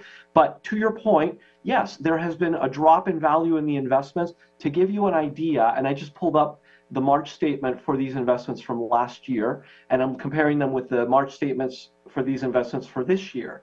Now, last year, the portfolio was sitting on a $10 million unrealized loss, meaning a loss on paper. It would not be incurred because we're basically holding the maturity. It was about $10 million, and that was because of the rapid run up in interest rates between 2022 and 2020 and the end of 2023. That figure today, that $10 million negative figure, for your information, is now 5.5 negative. So it basically tells you that this portfolio has actually in the past year increased in value. We've actually gained the value, the fair value of the portfolio over the past year has gone up. But none of that really plays into the apportionment. None of it really plays into unless things are sold before maturity. Understood. Thank you very much. And just one last question, I'll get out of everybody's hair. When we look at our portfolio, use that term loosely, when we're looking at like a 5% return, my question would be, how do we make that better? I think, you know, we're shooting for like 7 if we were trying. My question would be, how do we make it better? I think we've done great, and my question would just be, how do we make those yields better? Thank you, Mr. Wagner. Well, we're under, I guess in terms of a target rate, we're under pretty strict limitations as a treasury pool of what we can invest in. We can't invest in a lot of securities that, let's say, you see one of the pension pools invest in. So we're capped a little lower. The highest rates out there are between 5.5% and 5.6% from what I've seen in some of the pools. But the trade-off is those are very short term. So I think what's tough and what we've been working with Chandler on trying to balance is we want to achieve a higher rate, but at the same time we want to remain cautious and keep all of our investments safe and achieve the liquidity we need. So I think that's why we'll continue to grow. We've been slowly increasing that rate, especially because our portfolio is fairly young. But at some point, if rates were to stay the same in the next year or two, I think we'd level off somewhere under that figure. Because in order to get a higher rate of return, we'd probably always have to go shorter or take a risk level that we're likely unwilling to do. And I believe, I remember the meetings with Supervisor Paiska, our main topics were safe, secure, and liquid. Yes. And I think that's just always our mindset in how it is that we invest to ensure that we're always improving and having it available for us. So, yes, next comment.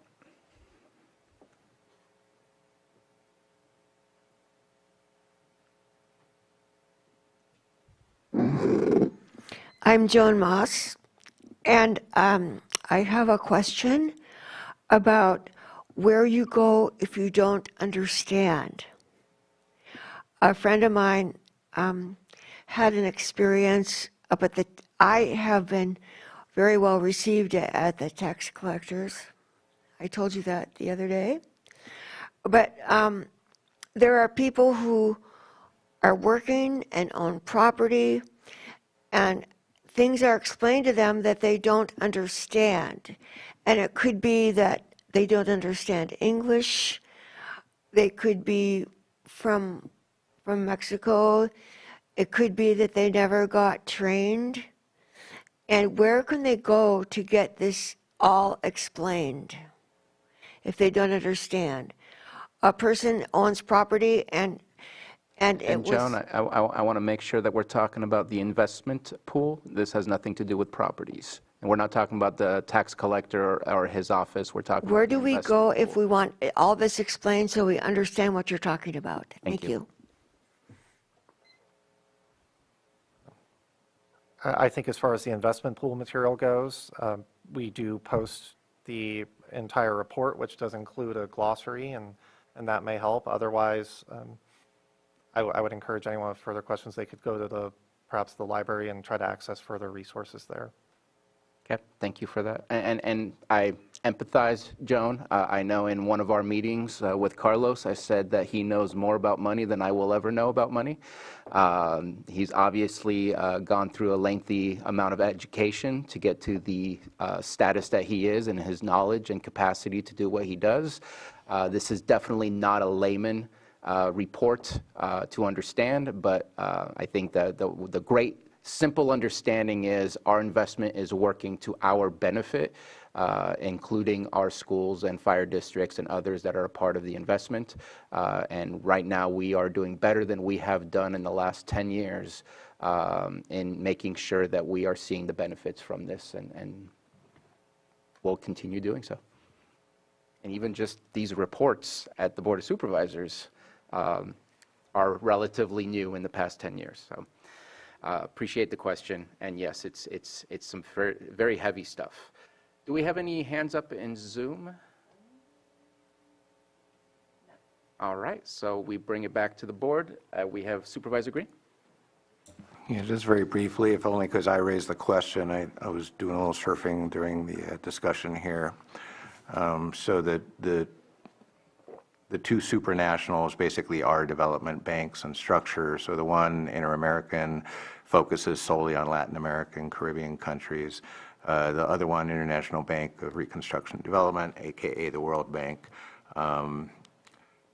does fund projects in the Middle East, among other regions, but the whole structure of the World Bank and what they appear to be focused on is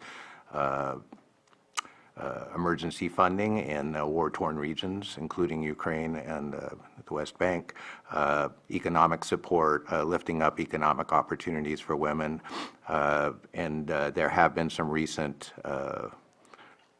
funding through the World Bank in support of humanitarian assistance for Gaza and the West Bank. And there's nothing in here that indicates any other type of assistance that would be military in nature. So I just wanted to highlight that. I think people can have questions when we're investing abroad, what that money goes for. These particular funds appear to be very appropriate, and I'm glad to see it. Thank you very much. And I believe we need to accept. Mr. Chair. Recommendation. Mr. Chair, I'll move to accept the March 31st, 2024 report of Lake County pooled investments. I know I got ahead of you there, but. Second. We have a motion and a second. All in favor? Aye. Aye. Any opposed? Motion carries. Carlos, thank you very much for your work. Thank you, Supervisors, and thank you, Treasurer Tax Collector. We'll see you in the next one. Thank you. We're going to go ahead and take a 10-minute break, and then we will continue on with our 10 a.m. items sitting as the Board of Equalization. So we'll be back at 10:52.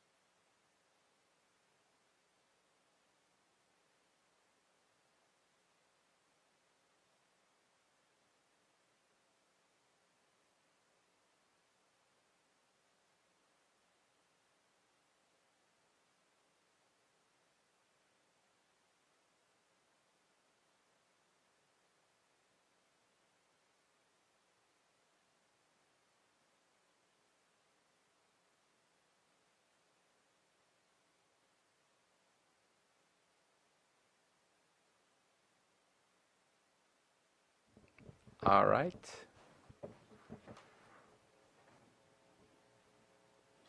Welcome back. We are going to move on to our item 8, sitting as the Board of Equalization Assessment Appeal Hearings. I do want to check in with Lloyd Guintavano. I'm told to open up for public comment now before we get into the individual items, as public comment for those individual items are for the property owners or the applicants themselves. Just kind of wanted to check in on the process before I move forward. Yes, so just as a sort of a summary rundown, and to start off with those two, with that point, the assessment appeal hearings are not subject to the Brown Act requirements, and public testimony is not required. Any testimony should be taken under oath, and that's why it's limited to the applicant or the appellant and any other witnesses that the appellant may or may not have, the department as well. If testimony is taken, the burden of proof is based on a preponderance of evidence. I'm not sure, just based on the items, if this will be covered as far as the categories, but just to cover all our bases here. For residential owner-occupied properties, the appellant presents first, and for non-owner occupied properties, the assessor recorder presents first, by way of evidence presentation. The informal rules of evidence would apply, so application of evidentiary rules are on an informal basis, such that any relevant evidence admitted can be considered by your board, and the decision on these appeals belongs solely in your board, sitting as the Board of Equalization for purposes of these next 3 items, which is 8.1, 8.2, and 8.3. Okay. And then, again, is it possible to open up public comment about the process right now before we dig into the individuals? Correct. Okay. So before we move on to item 8.1, I do want to open it for public comment, again, about the process and the appeal hearings, not about the individual items within the following items. And please come on up. And again, this would be about the process and the appeal hearings, not about the individual items that we will be discussing. I want to thank you for explaining this to me, and I'm hoping to stay and understand something. But at least you let me know and warned me. Thank you very much. Thank you very much, John. And I do not see a hand in Zoom at the moment. Okay, so we'll go ahead and close. Okay, I'm going to close public comment, and Supervisor Green? Yeah, I just want to make a quick comment on the process. There were no staff reports submitted with these items. It's not a self-explanatory process. I thank County Counsel for his brief explanation of how these hearings are going to be conducted or not conducted. But in fairness to this board and in fairness to the public, having some type of staff report attached to these items, I think, would be helpful in the future, and that's just me speaking my opinion right now. I'm not looking for consensus. Thank you. Thank you very much. Okay. And we are going to continue on with item 8.1, consideration of withdrawal on the following assessment appeal applications. A, number 07-2023 Charles Bellig. B, number 27-2022 Deborah Bakhtiari. C, number 28-2022 through 71-2022 Geysers. And D, number 01-2023 through 04-2023 Ori Wheeler. And E, number 21-2022 and 25-2022 Safeway. And F, number 74-2022 Davida Inc. And we have Mr. Schwinger and Ms. Janakis to present or respond to these items. Thank you, Mr. Chairman. So the assessor has discussed each appeal with the applicant or the applicant's agent and our agreement that no reduction in value is warranted at this time. And also included in item 8.1B is the 2023 application to be withdrawn also. So there's 2 applications for bacteria. Thank you very much. Any comments or questions? regarding this item. I did have a little bit of confusion on the geysers one, since they filled out both sides of the application to Correct. extend the timeline and to withdraw, but withdrawal is what they're looking for. Correct. And we settled that. That's what we call a protective appeal.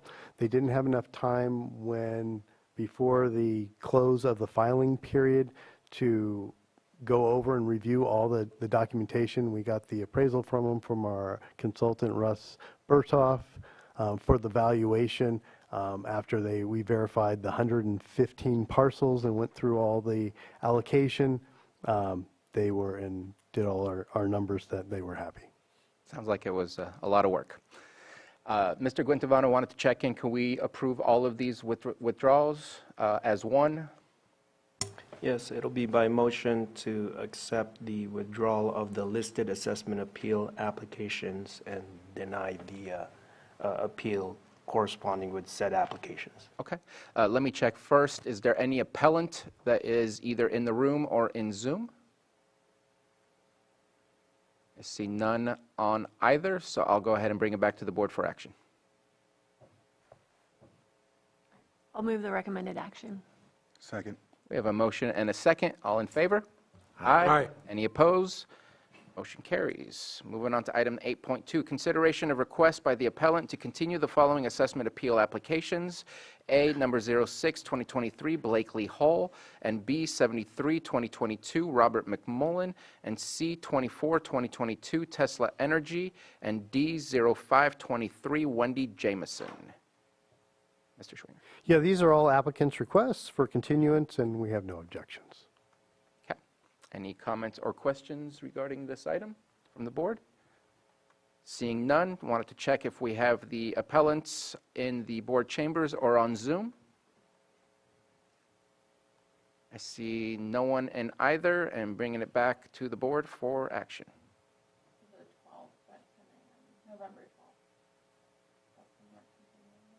Thank you.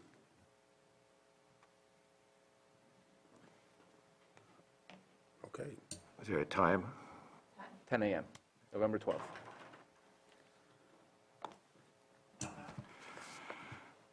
Move to continue to November 12th at 10 a.m. The assessment appeal application 06-2023 Blakely Hall, 73-2022 Robert McMullen, and 24-2022 Tesla Energy, and 05-2023 Wendy Jameson. Second. We have a motion and a second. All in favor? Aye. Any opposed? Motion carries. Consideration of stipulation for assessment appeal number 22-2022 and 23-2022, Robert Coates. Mr. Schwinger. Okay, so the assessor valued the subject property and adjacent parcel as of the date of death for a family transfer with no sales price. The subject was valued by means of a desk appraisal and considered an average condition at the time of transfer. The applicant filed an assessment appeal with a probate referee appraisal and a list of problems and deferred maintenance issues for the two parcels in this assessment. The assessment appeal stipulation before you is the probate referee's appraisal with a basic cost to cure a portion of the issues to make the property sound and livable. So we were on the middle of the road. It was on the lower end based on the condition, but we were in the mass appraisal before we closed the roll, getting all the non-value ones where we just had a transfer to get on the property tax roll. So once you file an assessment appeal, it kind of locks it, so we don't make an adjustment till it comes before the board. Thank you very much. Any questions or comments? Is there any of the appellants in Zoom or in the board chamber?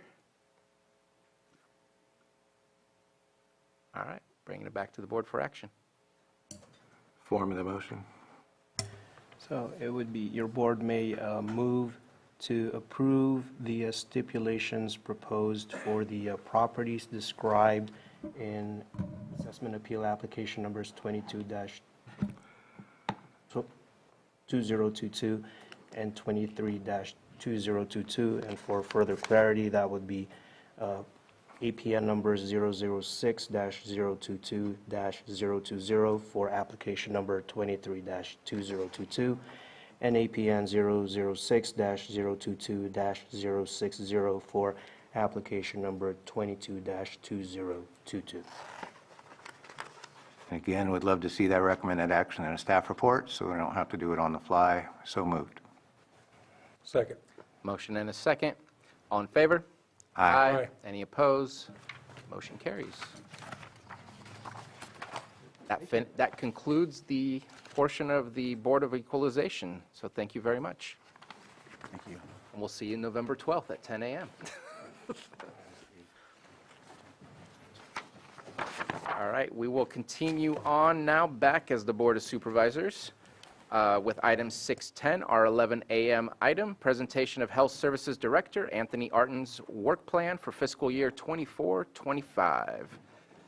Good morning, Director.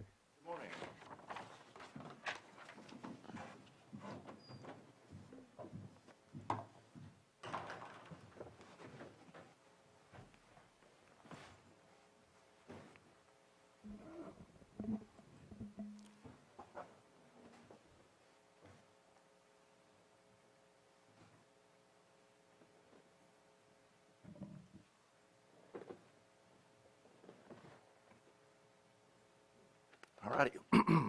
Well, good morning. Thank you for having me. Happy to be here. Happy to be your guys' director. So today I just wanted to present to you a quick little report on my first 3 months. As promised during my interview, I said I'd write up a quick little SWOT analysis for you guys and then just give you an update on the work that's been happening and what we're planning on doing moving forward. Oh, what button? Enter? Okay.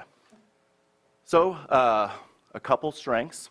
So we got a nice little base here. Our staff are kind, they're caring, they're dedicated, and they're thirsty for improvement. As you guys know, most of our staff are pretty new. We only have a few staff members that have more than 5 years of experience, and almost all of our management team is new within like the last couple of years. So there's a good opportunity to help mold them and get them going in the right direction. Our community partners are excellent. There's a lot of resources out there. It's just really about collaborating with them and getting them coordinated and all moving in the same on the same page. But yeah, they're willing and they're wanting to help. I think they understand kind of the issues that are going on with the Health Services Department, and we're getting a lot of help from a lot of different agencies, and I want to thank Director Jones for her help from Behavioral Health. We have a lot of good collaboration going on with her already. Weaknesses. Several. So as you guys are aware, the policies and procedures are very out of date. A lot of our policies and procedures are more than 10 years old. The county policies are great, but internally there's a lot of work to be done, and so we're doing our best to assess that and start moving forward.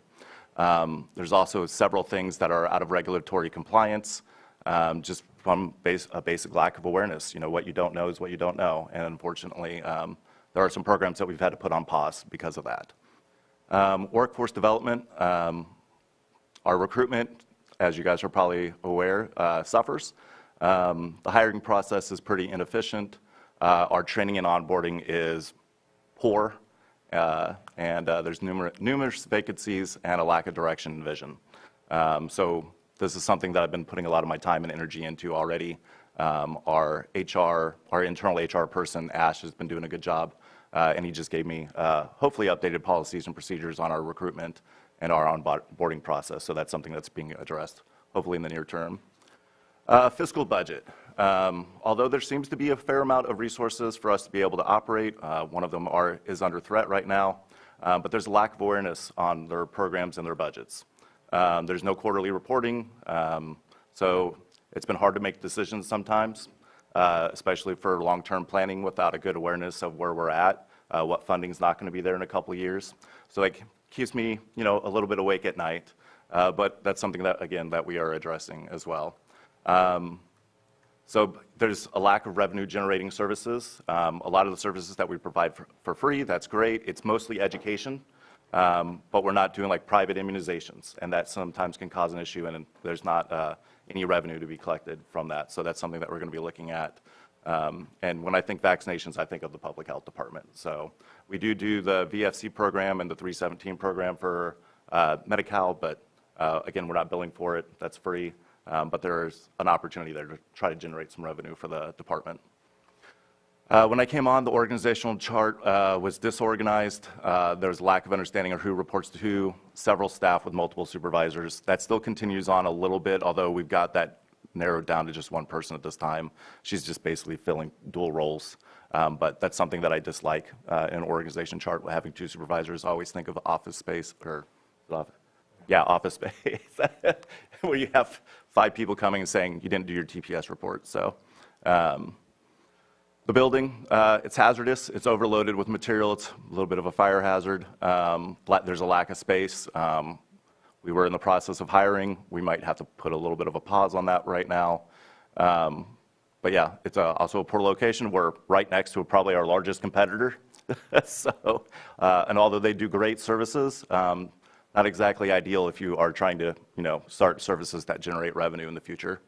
Our HVAC and our roof are overall in poor condition. So there's a lot of work to be done with our building as well. And then our equipment, most of it's older, slower equipment. Software's out of date, as you guys know and I appreciate. Thank you for approving a new AHR for environmental health last week. But there's also some more EHR that we're probably going to have to do, especially if we move towards billable services. So I apologize if this comes off as mostly negative, but I wanted to give you guys an honest assessment.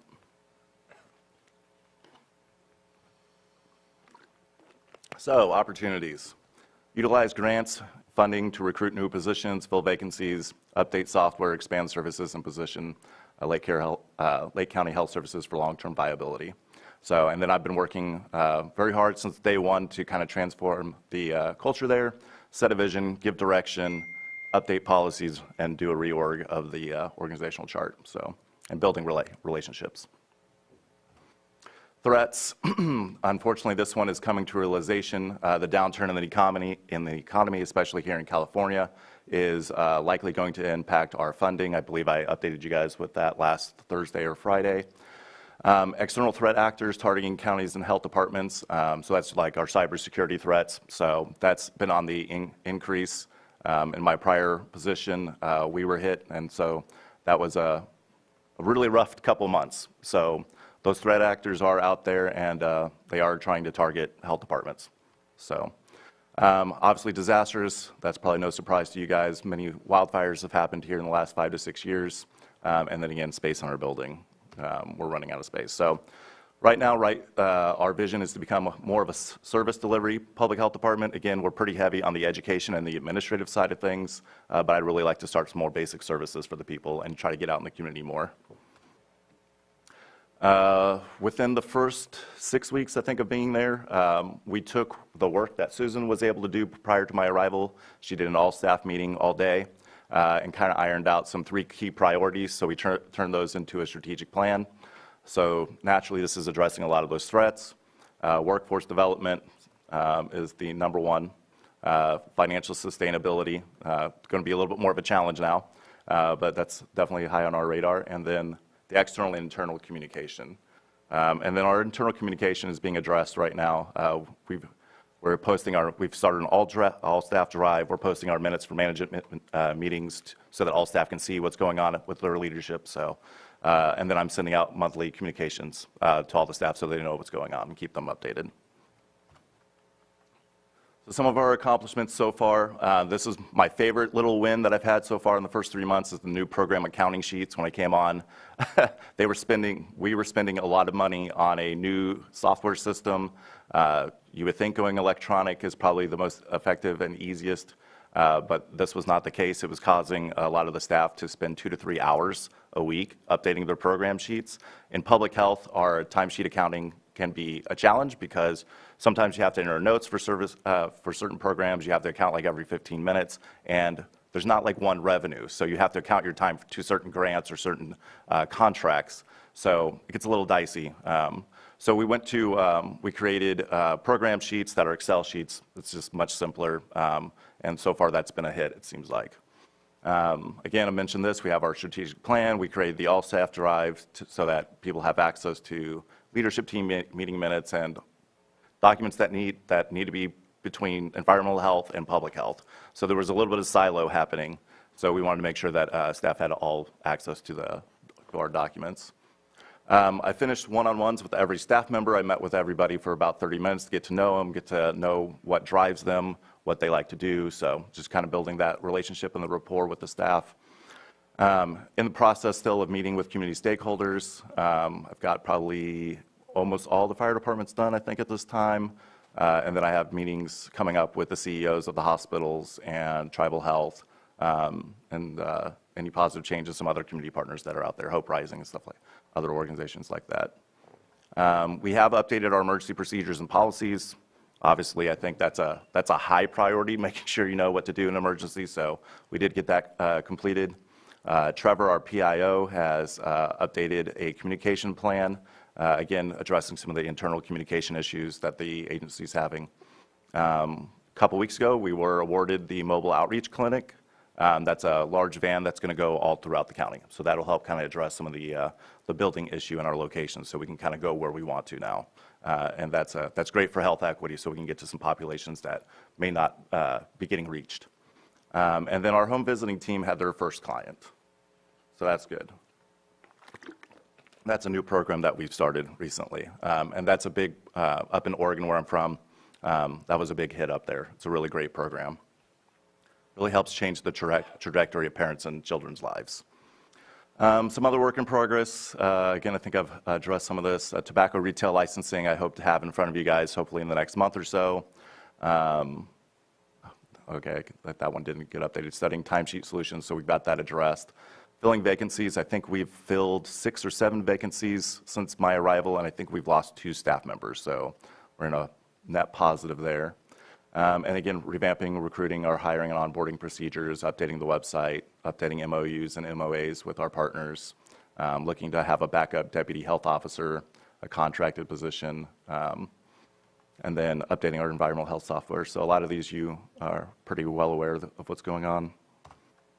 So looking ahead, again, trying to start some more services. So additional STI screening and testing in the community and up in Oregon. I'm not sure if this will be allowed in California, but hopefully our insurance will allow it. But if somebody were to test positive on a rapid, starting at least a one-time administration treatment right then and there, and then referring them on to primary care. So that, and that has a lot of success in knocking out a pathogen if you get to it early enough. So that's a nice way to utilize those rapid tests. Additional vaccine outreach. Again, we have the home visiting services getting started. We did get a grant for about $500,000. I believe that was probably the first contract that you guys approved since when I arrived. That's the path-cited grant for the community health workers. And so we're going through a TA marketplace right now to get a consultant to kind of figure out how to best utilize those community health workers and hopefully have some billable services through them too. And then again, the mobile outreach unit for education and some additional services. So yeah, we're studying the fees for services already provided to see if we're missing out on any potential billing there. We're trying to slowly clean and organize our building. Potentially, we're probably going to have to implement some additional remote work to address the space issues, especially if we do end up continuing to hire based on funding. So hopefully that stays. Increased use of artificial intelligence for efficiency for our staff. That could be writing press releases. It could be help writing with grants, helping do some of the getting forms and templates started. So that's a good use of AI, kind of help save 30 minutes to an hour in staff time. I'd like to get an internal audit contract probably set up, hopefully in early fall, just to bring more awareness of what we're missing, what we're not doing right, and so we can have more of an awareness of how to correct those things moving forward. That's a pretty standard thing that I've seen with some other health departments, and that's not happening here. Again, with all of our funding being one big pool of several different funds, it's kind of good to make sure that we know, hey, are we utilizing all the funds correctly? What else can we be doing to capitalize on some of these funds, and how to spend it properly? So. And then additional coalition building. So what do I need out of you guys? Please continue to be public health champions. Please help spread the awareness of all the good work that we're doing. We are moving in the right direction. I am seeing some very positive changes. I know that, again, this might come off as a little bit negative, this report, but again, if you can't be honest with yourself, you can't improve. So we're going to help support the transition from more of an administrative focus to service delivery focus. support revisions of the org chart. I'm working with HR on that. And then our hiring process. When it comes to healthcare, if you're not in the middle of the pack with what you're paying, then speed is key. So you got to be the first of the line for job offers sometimes. And right now, I know that it's a pretty slow process. I don't want to come off as complaining, but that's something that we need to kind of work on and hopefully make it a little bit more efficient, so that we're first of the line at least making an offer, so we can get some key personnel, especially like when you're looking at nurses or community health workers. Anybody that's actively doing a healthcare service, they get offers pretty quick. So I think that's it. And thank you so much for your guys' time. Hopefully I stayed under 15 minutes. Any questions? Thank you very much for your presentation. Supervisor Green. Just never apologize for being truthful. This to me was a breath of fresh air. It shows to me that you have not just landed, you've dived in head first and have been swimming in uncharted waters. Yes. And I was excited to hear what's coming up short term. Quick process question. I love this slide deck. Hope we can get it posted with the agenda item after the meeting. And also, you didn't call it out in your needs, but if the building has issues and you have some hiring capacity, maybe the space committee would be another place you want to hang out to see if, because other county departments, they're also in flux too, and their increased use of teleconferencing. Yeah. We may have some space available if you're outgrowing your space or if you want to make some changes. So that's kind of a suggestion, and I don't know if there's board consensus, but I don't know if we need one at this point. But if you feel you have a space constraint, we do have a process for that. Fantastic. Yeah, no, I didn't know about that. I have reached out to our partners at DSS, as I understood that they had some cubicle space, and they're located in Lower Lake, and that would be great. We just could utilize a couple cubicles, and especially for like our environmental health team, rather than drive to Clear Lake and Lakeport back and forth twice. They can do, most of their work is in Clear Lake, so they can go do the inspections, and if they live close by, then they can pop into the DSS building, do the reports and forms, and then go home. It saves so much time in driving and make things more efficient. So we are looking at some of those options to try to be efficient, both with our travel and our time, and also gaining a little bit of space too. Right. So I'll look to my colleagues and staff to further advise you. Last thing, P&Ps, they're not hot, they're not exciting, but gosh, they're important. Yes. They're important for compliance, they're important for onboarding of staff.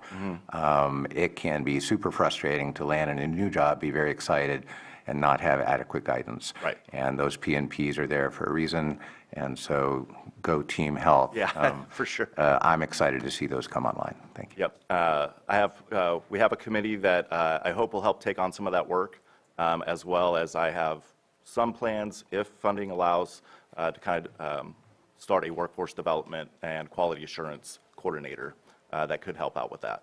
So fingers crossed on that one. Any other comments? Appreciate your presentation. I know that I've seen you quite often out in not just meeting with agencies and going to other committee meetings, but I've seen you in the public as well. You're getting yourself immersed in the community that you've come to, so I appreciate seeing that. We knew we needed to make sure the foundation was strong, so thank you for bringing to us every aspect of what needs to be done so that you can have a strong foundation to really build on. I know that we have been looking at our health metrics for quite a while with hopes and desire to see that change. And so I'm looking forward to seeing this work plan come through. I know that, yes, it's good to look at the service-oriented part, but I'd like to still see public health or health services still be the umbrella of those changing of the metrics, leading the CHNA and things of the kind. But I know you are involved in those discussions, and will continue to be. So at this moment in time, I think you've painted a realistic picture of what it is that needs to be done. Happy to continue and support what you're doing. But I know that to me, the true goal is changing those health metrics, but you got to have a strong team and a strong foundation in order to make that happen. Happy to hear about the changes also in your net positive for your vacancies at this moment in time. That had gone down at least for one of your funding. I think it was I don't know that it was public health administration. I think you have 3 sections. I think you have just a normal public health section that was down to like 60%. So I look forward to seeing that being built, because you can't really get the job done if you don't have the people doing the work. Yes, exactly. So looking forward to it. Appreciate the presentation, and thank you for the work that I've seen you do already from the get-go. Actually, I will say one more comment, and I know Director Jones probably heard it. Friday, we had the opioid settlement, and there was a comment that there is no public health in the city of Clear Lake area, or at least in the South Shore area. And so I think if there's a way to look at some of those vacant offices and providing those services closer to some of those that have needs, I think everybody wins at that point. So. Yes, I 100% agree. We do need to have some more presence in the high populated area, for sure. So, thank you very much. Especially with its challenges there. Yeah, absolutely. So thank you. And if there's nothing further, then let's go ahead and open it up for public comment. I see no hands in Zoom and no one getting up in the chamber. So I'll bring it back. Just looking forward to the following, or I'm sorry, looking forward to the follow-up so that we can start tracking the improvements. For sure. Excellent. All right, well, again, thank you so much. And yes, I'm super happy to be here in Lake County. This is probably the most beautiful county I've ever seen. The people here are great, and this has been a really good, positive change for myself as well. So thank you so much for giving me this opportunity. Don't go quite yet. I believe Supervisor Simon has a comment. Just thank you very much, too, for the report today, Anthony. And, you know, obviously, you talked about the business side of it, or the opportunity to see if we can create revenue in your department. But also, I like the home visit stuff. Yeah. You know, this country's gone away from that. Doctors used to go to the homes, check on folks. I really think that's a great opportunity here in Lake County to go out and engage with the families and encourage them to do what they need to do. So I'll be excited to see how that moves forward in the next year or so. Yep. And that team is working really hard trying to market and build up the caseload, and Kim has done a great job getting that program off the ground and going. So hopefully we see a lot of good progress in that. I'd love to see 50, 60 families on there, and we can continue to grow that team. It's like I said, it was quite popular in Oregon. I think we served probably 300 or 400 families a year with our home visiting services, and it just does enormous work inside the home from basically the time the woman gets pregnant, and it's guidance, it's resource help, it's getting people pointed in the right direction, which just makes a huge change in the trajectory of a child's life. So I absolutely 100% agree. I'm glad to hear you guys are supportive of that. And in rural environments, we know that our last CHNA, one of the top priorities was access. Yeah. And I think that is absolutely trying to attack the issue of lack of access to some of the more rural, more can't find the word, reclusive areas in our communities. And so making sure that we can provide that access. The mobile unit, I'm very excited about. Can't wait to see that happening. And the fact that we already did our first home visit is already a good start. So thank you very much for your presentation. Thank you.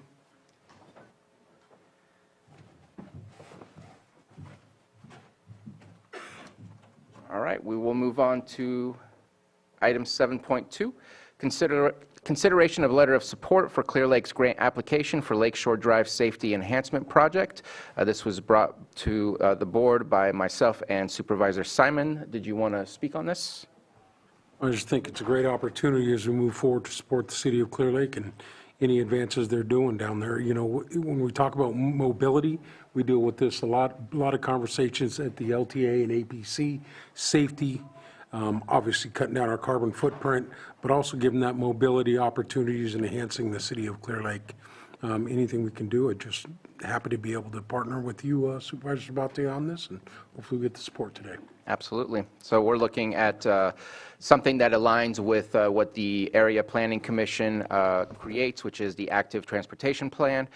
This would provide bike lanes, sidewalks, and all types of mobility access for Lakeshore Drive between Olympic, which is where City Hall and the City Police Station is, all the way to Highway 53. And so this is a letter of support. This is the simplest act that we can do to try to help support getting those funds so that they can make that happen. Any questions or comments? Supervisor Green? Super quick, happy to support this. Is the local matching funds, is that all APC money, or I believe has that been designated yet? I believe that would be a mixture of city funds and APC funds. Okay, but have they haven't been committed yet? I believe they are committed to that, or else they wouldn't be asking for the grant, and I apologize that I can't respond any better than that on that. Okay, thank you. Yes. If there's nothing further, I'll open up for public comment. Anyone from the public wish to speak on this item? I do not see a hand in Zoom and no one getting up in the board chambers. Bringing it back to the board for action. Mr. Chair, I move to approve a letter of support for Clear Lake's grant application for Lakeshore Drive Safety Enhancement Project. Second. We have a motion and a second. All in favor? Aye. Oh, And authorize the chair. Oh, and authorize the chair to sign. Second. we have a motion and a second. All in favor? Aye. Any opposed? Motion carries. Thank you for your help, Mr. Guintavano. And let's move on to item 7.3, consideration of A, letter of support to the Lake County Resource Conservation District for a request for proposal to the Governor's Office of Planning and Research for the Forest Sector Market Development Grant with the Lake County Community Risk Reduction Authority, JPA, as the funded partner. And B, authorize County Council to provide services and invoice the Lake County Community Risk Reduction Authority, JPA, for up to 25 hours of grant support. And we have Terry Loxton with us. Good morning. Can you hear me? We will. Okay. I'm very excited to bring this before you. As you have probably, in a couple of my presentations, I've talked about the Risk Reduction Authority joining the pilot projects, the biomass utilization and aggregation pilot projects. Well, at the last minute, the state of California decided that they needed to do an RFP process. And so the RRA considered and voted to allow me to respond on their behalf to this RFP. So I've been working on that a little bit. And then at the last minute realized that the Risk Reduction Authority in and of itself, which is a joint powers authority, wasn't quite eligible to apply on their own. For one, they don't have their own employer identification number. As you may recall, the county, through the County of Lake, through the bylaws and the administering entity of the Risk Reduction Authority, does the financials for them. And so we looked at other eligible agencies who could apply on their behalf. And of course, the Lake County Resource Conservation District, which does a lot of work in mitigation. Primarily what they were looking for was experience working with licensed timber operators and registered professional foresters, which the RRA in and of itself didn't have. The members do, but you know, as an entity didn't, but of course the RCD does.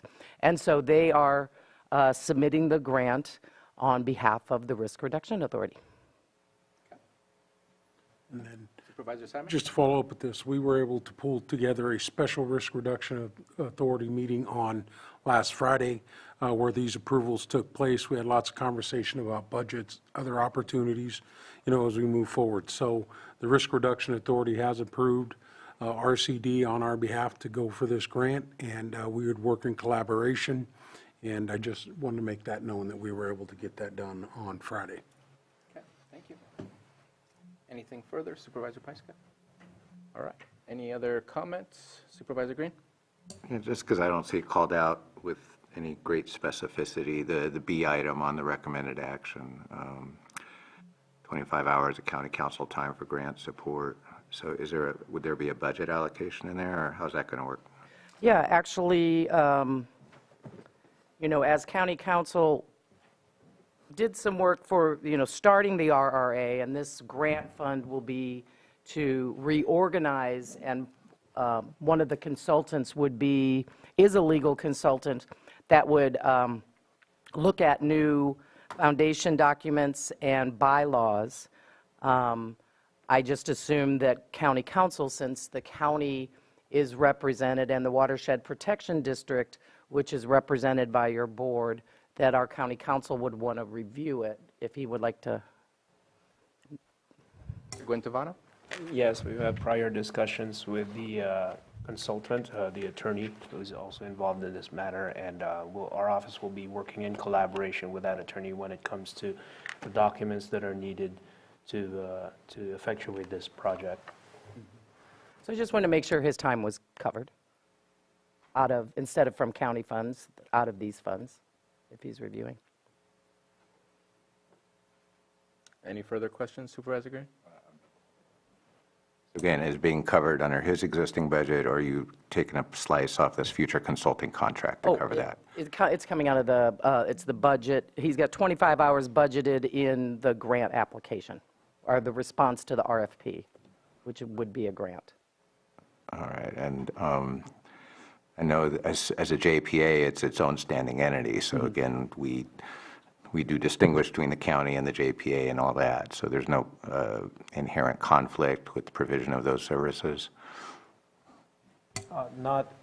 No anticipated or appearance of conflict from the services that are contemplated as far as what our office is anticipating what it would do for purposes of this project under the grant.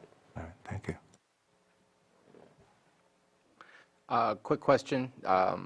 We're using our fee schedule for the cost of using our county counsel's office. It's not specified within I mean, it's only a letter of support, so I don't know what the details are within the actual grant or anything like that. Just a quick question. I assume so, yes. Okay. Yeah. And I know that my immediate thought is always that our county counsel's office is already busy with lots of things, but in speaking with county council, this is something that county council is happy to do, and so happy to support it, especially trying to take those next steps in all the major things that are happening to get this project off and running. So. Yeah, no, happy to move forward and provide this letter of support so that RCD can continue to do the work that it has been doing to help the RRA move forward. Thank you. Stephen Carter did confirm that our current fee schedule will be used for this process. Appreciate that. Thank you very much. Any further questions or comments before we open it up for the public? Just one final comment, too. In the conversations we had at the RRA board meeting, this also puts the JPA a step closer to being eligible the next time it comes out. We need to use RCD to get us those qualifications right now, and so the next time something like this comes out, the JPA will be available to move forward with something like this on our own. Always in collaboration with everybody that is at the table, but this also gives us those qualifications as we move forward. Absolutely. Which is the registered forester, or, you know, and the other stuff that's required under the grant. Yep. Every little step counts. Yeah. All right, let's open it up for public comment. Anyone wish to speak on this item? I see no hands in the Zoom room, and we're dwindling down to the folks left in the audience in the chamber, so I'll bring it back to the board for action. None further, I move to approve a letter of support to the Lake County Resource Conservation District for a request for proposal to the Governor's Office of Planning and Research for the Forest Sector Market Development Grant with the Lake County Community Risk Reduction Authority, JPA, as the funded partner, and authorize the chair to sign. Second. We have a motion and a second. All in favor? Aye. Any opposed? Motion carries. Thank you. Further move to authorize County Council to provide services and invoice the Lake County Community Risk Reduction Authority, JPA, for up to 25 hours of grant support. Second. We have a motion and a second. All in favor? Aye. Any opposed? Motion carries. Thank you. Thank you very much.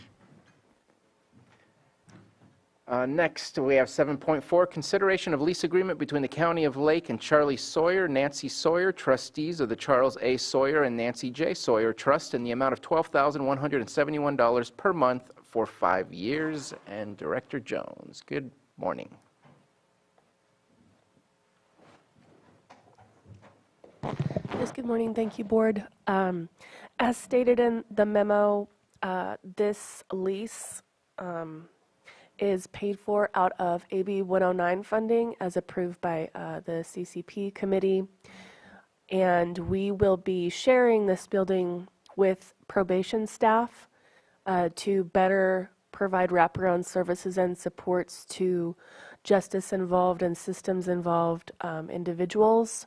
So that will include all of our treatment services, including substance use disorder treatment services. Co-location is a really nice way of working together and expanding partnership. In perpetuity, the lease will be paid for, I know you're going to love this, out of Medi-Cal revenue, provided that that comes to fruition. However, some rough math about calculations of billable hours and what we would anticipate would be well within the range of our ability to sustain those services. Also, again, contingent on funding that we do hope materializes, but is our plans to expand and renovate our South Shore Clinic. That would require it to be entirely vacated. And so in anticipating and hoping for that reality, we would need a place to house some staff. And so that's that would be a place where we could do that and also expand. We're really trying to expand our services and supports. And so that's, and of course, this has been approved by the Space Committee. Thank you very much. Any questions or comments? Supervisor Green? Just on page 1, that's harmless error, but the parcel situated in the city of Lower Lake, I'm glad to hear that Lower Lake was incorporated, but I don't think it is. So it's a de minimis error, or it could be amended to remove that reference. Thank you. So it is a pretty big building. I did not know how big the cost caught me off guard at first, but when I measured the acreage, which includes the parking lot, and then compared it to some of the other ones that we lease, it's definitely within the range. I guess it's a large number at first, but I think this will be shared by both probation and yourself. Will there be a need for any changes within the building itself as far as more costs added to the lease, or as is? No, as much as is as possible, and social services has been so gracious, and a lot of the furniture they're leaving, so we're going to work with the building pretty much as it is. Okay. No, I appreciate the collaboration. Not sure if I'm just more keenly aware of what's going on between behavioral health and other departments, but I'm seeing an elevated collaborative network that's happening, and I appreciate seeing that because it does impact so many different aspects. So thank you. Thank you for that, Supervisor. There's nothing further. Let's go ahead and open it up for public comment. Anyone wish to speak on this item? I see no hands in the Zoom room, and only Megan left here in the chamber. Bring it back to the board for action. Mr. Guintivano. Mr. Chair, just a couple of notes in addition to the proposed minor amendment on section 1A in reference to the deletion of city, the phrase city of, right? Would it become the town of, or the township? Or Lower Lake, California. Okay. Yeah, just in Lower Lake. And also on the signature field, I believe for the signature field for the clerk of the Board of Supervisors, it should be revised to state Susan Parker. And the recommended action calls for a request the approval of the lease agreement authorizing behavioral health director to sign, but the lease agreement has the signature field of the chair of the Board of Supervisors to sign, so your board may, as part of the motion, may authorize the chair of the board to sign the lease agreement if your board wishes to approve it. Thank you, Mr. Guintivano. And I'm definitely okay with all of those amendments. So you're saying Ms. Parker's signature is to attest as clerk to the board? All right, thank you.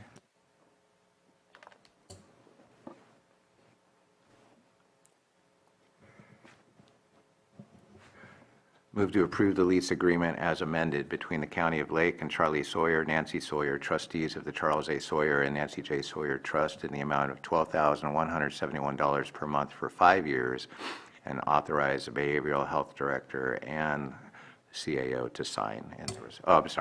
Authorize the chair of the board and the CAO to sign in their respective spots.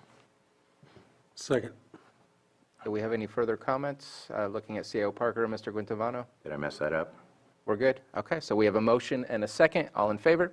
Aye. Any opposed? Motion carries. I apologize, I do have a question post-approval because it makes no difference. When's the timeline potentially for moving it? Yeah, so we're working on it now.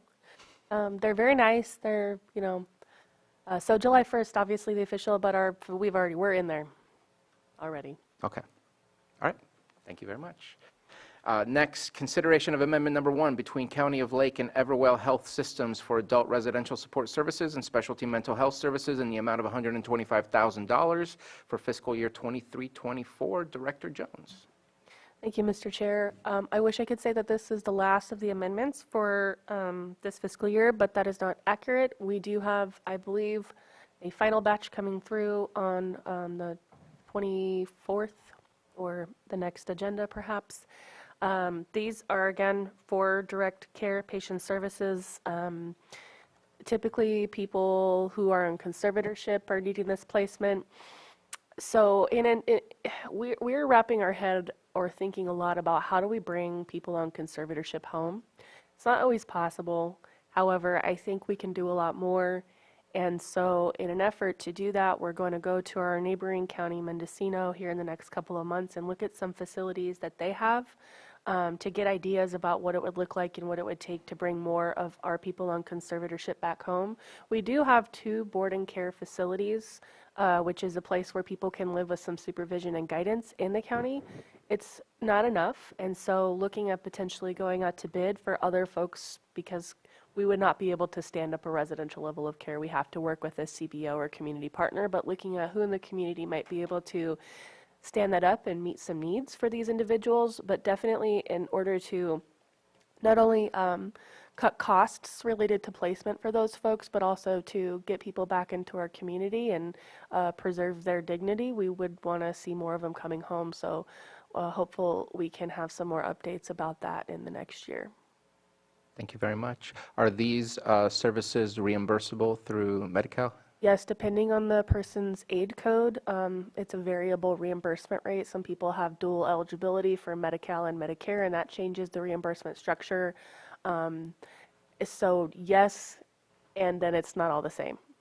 That's awesome. That's what complicates everything. Thank you very much. Any further comments or questions from board members? Open it up for the public.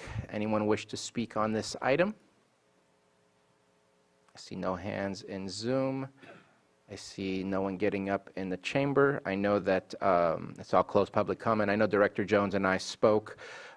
These are services that have already been rendered. This is not an anticipation of further services in the future. With the situation at the state, and I will just add with new programs that are supposed to be started that the state has already done step 1 with certain counties, and we're in cohort number 2, that it does concern me as to what next year will look like, but providing these services are important, and it's going to be difficult to figure out if the state continues to be the pipeline clog that they are at this moment in time for a reimbursement. So just wanted to make that statement. Thank you for the conversation yesterday. Looking for action from the board. So I'll move to approve amendment number 1 between County of Lake and Everwell Health Systems for adult residential support services and specialty mental health services in the amount of $125,000 for fiscal year 23 and 24.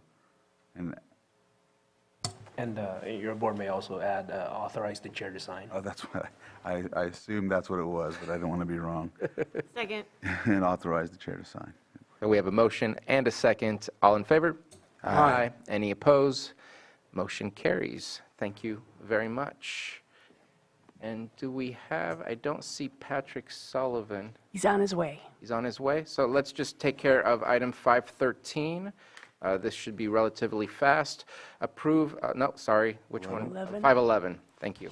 Approve late travel claims for August to December 2023 and January 2024 for long-term care ombudsman volunteer Heather Hearn. So the reason I pulled this item is I wanted to make sure in our, because I know there was some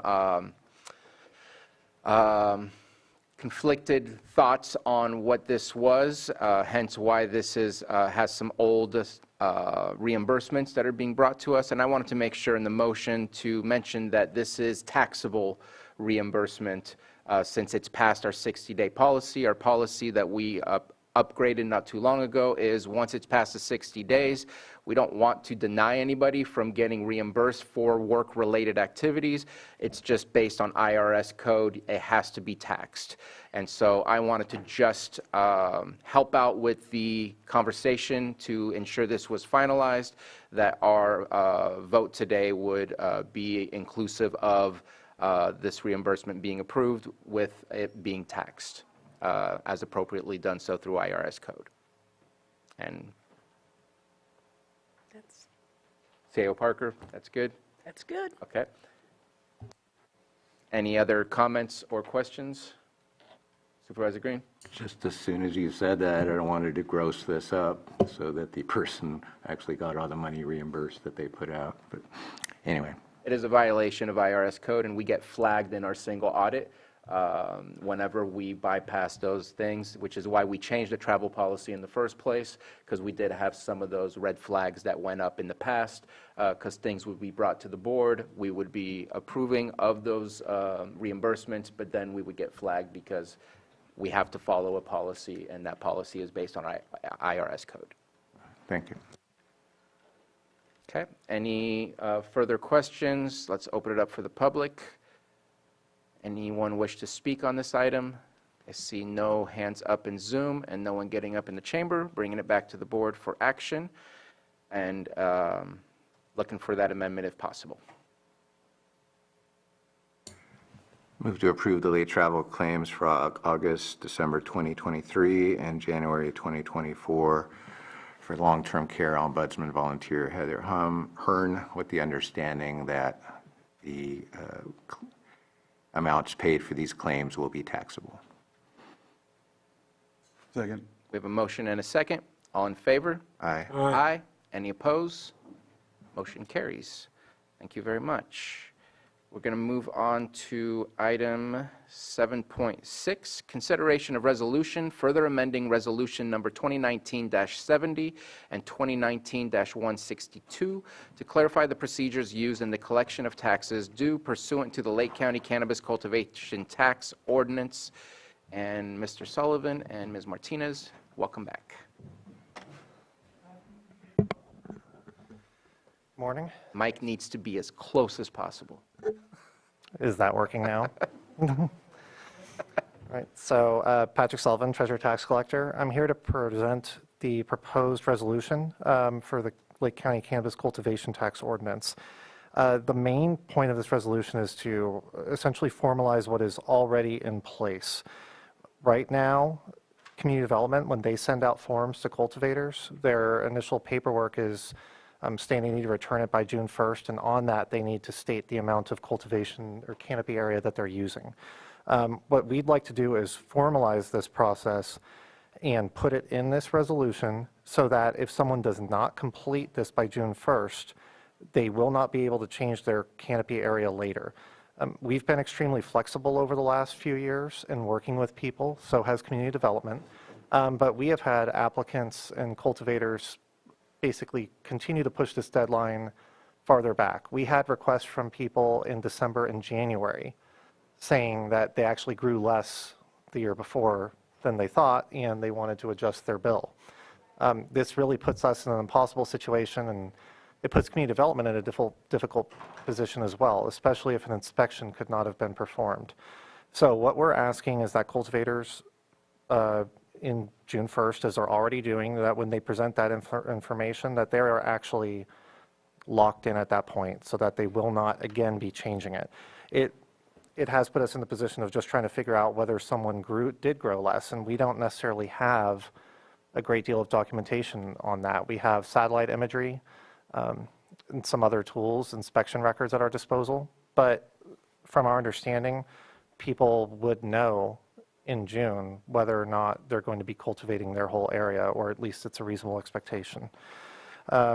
So if they do not file and declare that they're going to be growing less, our request is that then we would tax them at the maximum canopy area permitted by the use permit. So again, this is essentially the methodology we're already using, with the exception of this deadline has never been enforced. We have previously, as you'll note, made changes through resolution to the ordinance. That's been pursuant to the language that came out of Measure C. Just for clarity, that's all in the County Code of Ordinances.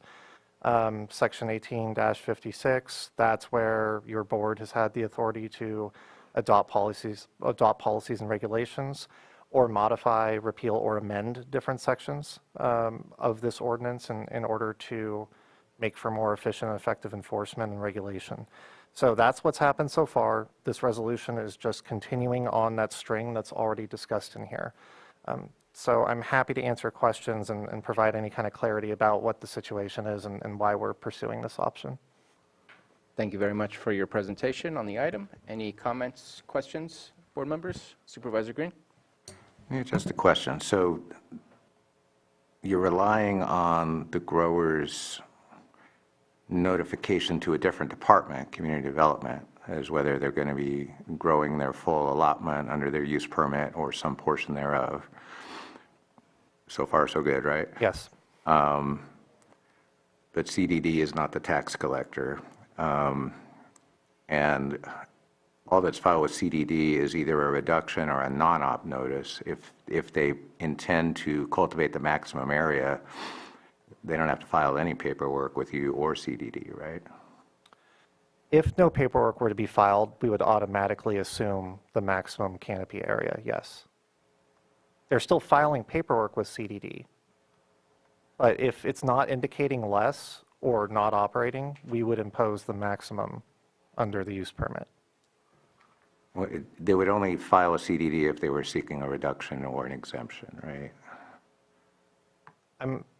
In the past, perhaps, but correct me if I'm wrong, the form CDD has is indicating the canopy size on it, right? Yeah, so everyone right now is filling out a form that is indicating what their size is. And that form is currently due by June 1st to CDD. Yes. So whether it's a full grow, partial grow, or no grow, they're on the hook to file something with CDD. As part of all their other documentation, the CDD. And just a reminder, tax, we never created an enforcement or field division for this program. We essentially, the county allocated additional funds to community development and code enforcement. That's why it's going to them, because we're not doing inspections. We don't have staff to do them. So just for clarity on why all this is part of CDD's process, it's because we don't have our own field division right now. All right, and so although this is kind of restatement of existing policy, on that form where the growers attest to CDD what they're doing this year, are they given ample notice that their failure to file this form or something timely will result in imposition of the maximum tax? Yes, if you look back at the history of prior resolutions, part of the reason to do this one is that we used to define opt-out as essentially one process and reduction as another. And at one point, I believe one of them had a June 15th deadline. It started out June 1st, but then there was a grace period till June 15th. I believe opt-out originally started as July 1st, but changed to June or May. Yeah, so there's been different sets of dates, and each of those has corresponded to whether you're reducing or completely waiving off cultivation. So that was the other goal of this resolution, was to no longer distinguish between opting out and reducing, and just call it what it is, declaring what amount you're using. Because I did think that could have been difficult for people to follow, and perhaps could have led to a distinction of whether you had an extra 15 days or something like that in a given year. And these notices, these statements that are filed with CDD, are they submitted by the permittee, the landowner, some combination thereof? I'm wondering if people do come straggling late looking for tax relief, was there an ownership change on the property? Was it an applicant who should know better? Was it a landowner who got cut unawares because he's been picking up the tax bill for his operator? I'm just trying to make sure. It sounds like the thing is equitable, but if there's changing roles within the company, or if the land has changed hands, I'm wondering how we would get that constructive notice of this tax liability to those new owners. I mean, those are more unique scenarios. I think in the past, just that's part of the reason we have been fairly lenient in working with people, as the county as a whole, I think with CDD and tax collector, especially when there are changes. We have people that didn't get their permit until July, for instance, so they would have already missed the June 1st deadline. I think if a permit actually went through a proper transfer in the middle of summer, in the middle of the season, maybe that's something we could look at on a case-by-case basis. But at this point, I think most people have established their method of operation. So barring some unusual circumstance where a company or an operator did change hands during the middle of the growing season, I don't really think anyone lacks the notice on this. Okay, thank you. Any further questions or comments? So I appreciate the conversation that we had. Just kind of reiterate some of those statements. I appreciate what you're attempting to do, because it's got to be, I don't want to say a nightmare, but the amount of changes, last minute, I didn't know about the deadline, whatever it is. To me, this is kind of it's based on a tax. We all know that when we pay our property taxes, there's a specific date. When we pay our normal taxes, if you're on a quarterly, you have specific deadlines to meet. This is one of those tax-based deadlines. Let us know if you're planning to get anything less. I personally feel very uncomfortable if we end up taxing somebody the full amount when they didn't do the full amount. But at the same time, there should be some leverage to making sure that we get those comments or those statements prior to June 1st. So whether it's a fine for letting us know June 1st that you're doing less, that could be something we can look at, or paying what the cost is to make those changes happen in the first place. It takes up your time, it takes up CDD time, maybe some other departments are involved in that process of the reduction, the inspection, to ensure that that's truly what occurred. Whatever those things are, those should not be necessarily free of charge. You are utilizing public services here, and we're using public taxes in order to accomplish those services. So I feel very uncomfortable if somebody only did 2,000 square feet that we bill them to pay taxes on something they didn't do, such as 10,000 square feet. But at the same time, the opportunities to make those changes should meet specific deadlines, or else there should be either a fee schedule for those changes or a fine if those changes were submitted after the fact of June 1st, to ensure that you and your staff are not running around trying to figure out how to get these things rectified, especially as we are anticipating to get those revenues in January and in May, and these things only postpone those types of revenues, which only make our budgets kind of a little less dependable to know exactly what we should and are looking at. That's the way that I would look at it, because in my opinion, the way Measure C is written is not forcibly taxing based on a use permit. It's taxing based on an activity of cultivation. It says the taxes accrue upon legal cultivation. And so to me, the amount of square footage should be based on the activity, not based on the use permit. Just my opinion on where to go. And I think that we need a greater conversation of, is there interaction between prioritizing those that are saying we're changing our size with the inspections that CDD is doing? Is the funding that we're giving through the equity grant, I believe it's through the equity grant for code enforcement. Public health and safety. Public health and safety grant that's coming from cannabis taxes over at the state level. Thank you for the correction. Is that something that we can help with ensuring that this is also helped in this process of collecting the taxes and maximizing correctly what it is that we're taking in? But I don't agree if we are saying that if we don't receive a piece of paper, we're going to tax you on something you may not be doing. I can't agree to that, but I can agree to a fine or to a cost of actual services. I understand the point about a fine or a fee, because it certainly is an increased workload on our staff. Treasurer Tax Collector is hugely impacted by these late revisions and changes, as is CDD. So I think it could make sense to have that, but I don't think it resolves the underlying issue that if we were to follow that model, where we allowed people to make this change later as we have. I'm just afraid we run into that problem of how do we prove out what happened, especially, I mean, outdoor grows, we may be able to access satellite imagery. We may have inspection records that came during a certain portion of the year. But for mixed light and indoor, I don't know where that leaves us. At some point, I feel like a cultivator has to go on record declaring what they've done. Otherwise, that leaves us in a lurch later, because I'm not sure. In some cases, we may be able to readily prove it out. And that's part of the reason we've had some flexibility, because we've had satellite imagery, we've had an inspection report. We could tell, okay, it was an oversight. You didn't really cultivate that amount. We have an inspection that shows you did less. We have satellite imagery, which backs that up. So it seemed reasonable to reduce it. I think the problem is, what are we going to do in the absence of that? And that's what this resolution is trying to target, that if we don't have inspections, or we don't have satellite imagery, or if it's mixed light or indoor and we only have inspections from one piece of the year, if that cultivator is never committed on record to how much they're cultivating, I'm just not sure how we're ever going to resolve that. And I don't have an answer. That's why I came with this solution, because it just doesn't seem, in the absence of a much larger deployment of resources, of staff and other capacity, without the cultivator committing to an amount by a certain deadline, I don't know how we do it.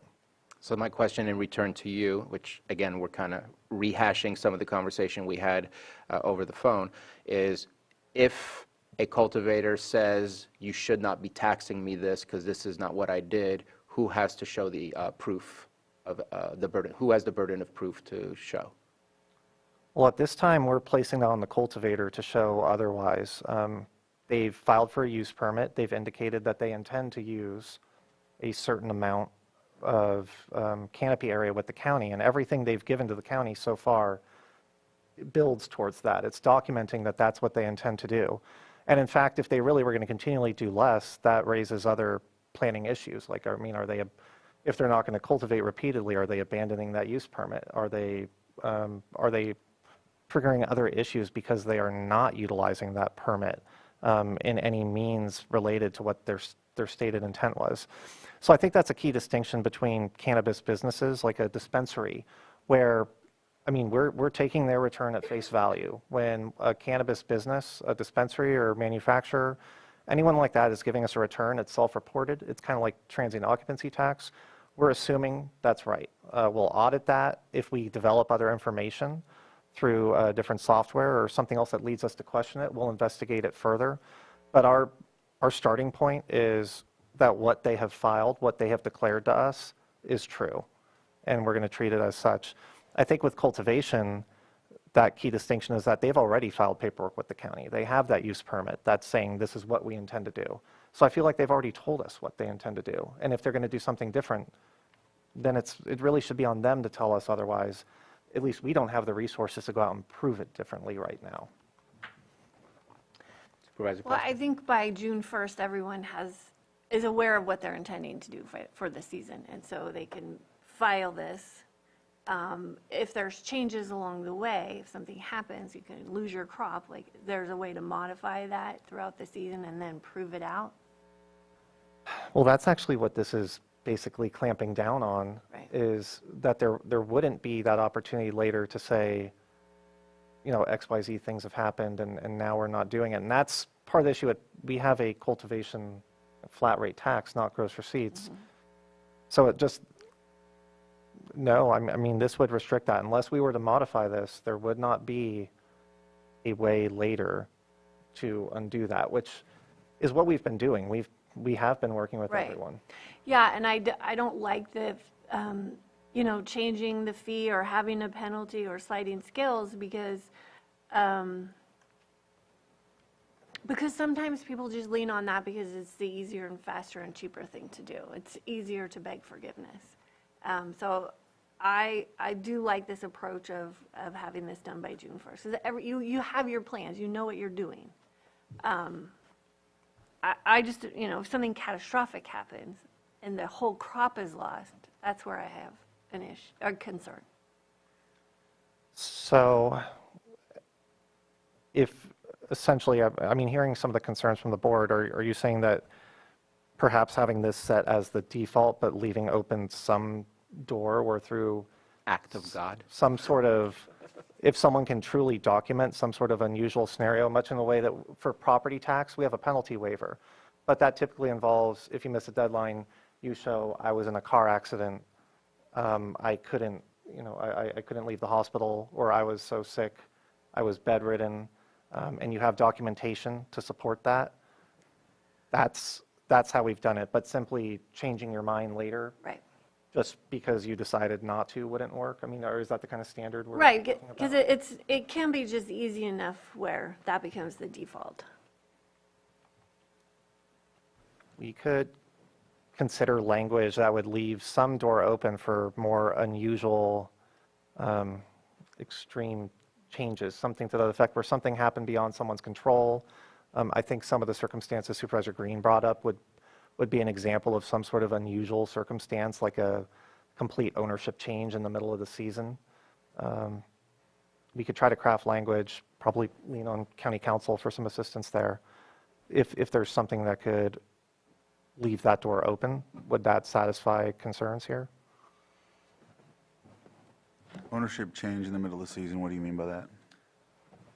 So there's a few different things that could happen here, I think, is that perhaps if there's a change in the ownership of the land, if one company were to leave in the middle and another company were to take over due to some sort of unexpected circumstance, I can't even really No, I think of know. what it would be, but that's what I bring up, because there is instances where it's a transactional deal to for someone from a different area to come in, a business to come in and kind of take advantage, and then put something in that says, oh, they're going back and forth with if they want to submit in June or not, and there is entities out there that take advantage of the situation we're in as of right now. So for me, I'm fine with it the way it is, but if we all want to make different changes,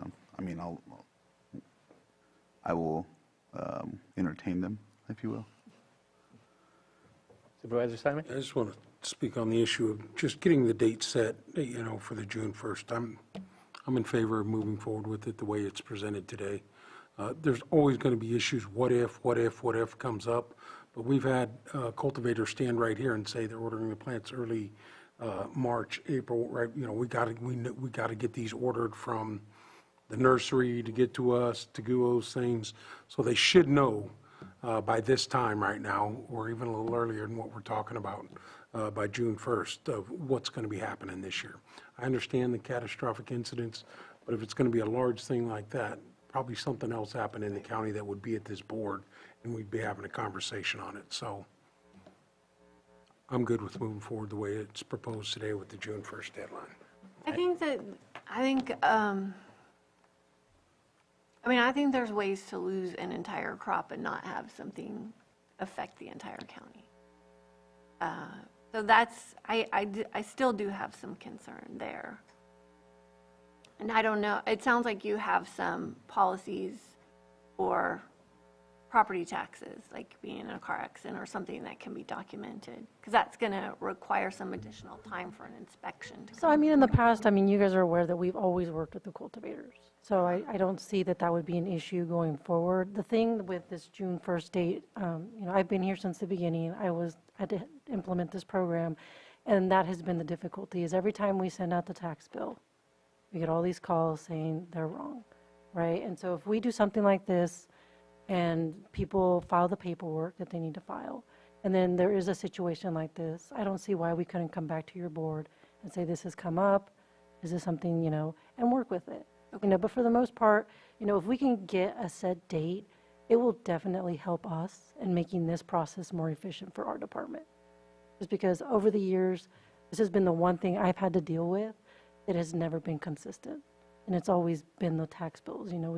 We try our best, with what we have, but I think if we can have this date and then still be able to have that conversation later with, certain circumstances, we've always worked with them. We've never been, I don't think our county's ever been really difficult with cultivators and said, absolutely not, we will not work with you. I really do not feel that's ever been the case with this. Okay, thank you, Liz. I appreciate that. And I know one example, I think it was the LNU fire that burned down a couple out in the Jerusalem Valley area. And I think that you guys worked with the operators out there and did something. I know the state also offered some funds. So I think catastrophic situations are going to be dealt with on a case-by-case basis. So just wanted to bring out that example that I've seen you guys do that kind of work to make sure to work with the cultivators. I want to open it up for Supervisor Green. Yeah, just I want to pick up on your comments. I do agree. The basic concept, I do believe Measure C links the cultivation activity, the actual cultivation, and that on that basis is where the tax becomes due and payable. So the opt-outs, the reductions, all that makes perfect sense to me.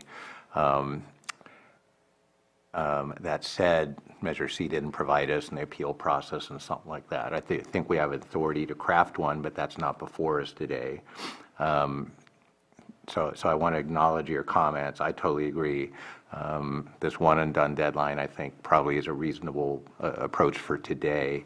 But just these what-if discussions, as Supervisor Simon was saying, there's enough of them and they're complex enough that just to keep our imposition of these taxes legally defensible and make sure we're only taxing cultivation that's actually happening, that's an important core concept. It is challenging because, again, it isn't up to the treasurer tax collector to inspect farms and make sure they're doing what they're saying. CDD has struggled in years past. They got most of their inspections, if not all the inspections, done last year. But again, they're there to ensure compliance with the ordinance and the conditions of approval of the use permit, not to do math for another department. So it just highlights to me that we don't have a cannabis program per se that spans departments, and even our cannabis permit program, such as it was under CDD, is kind of morphed with the removal of that managerial position.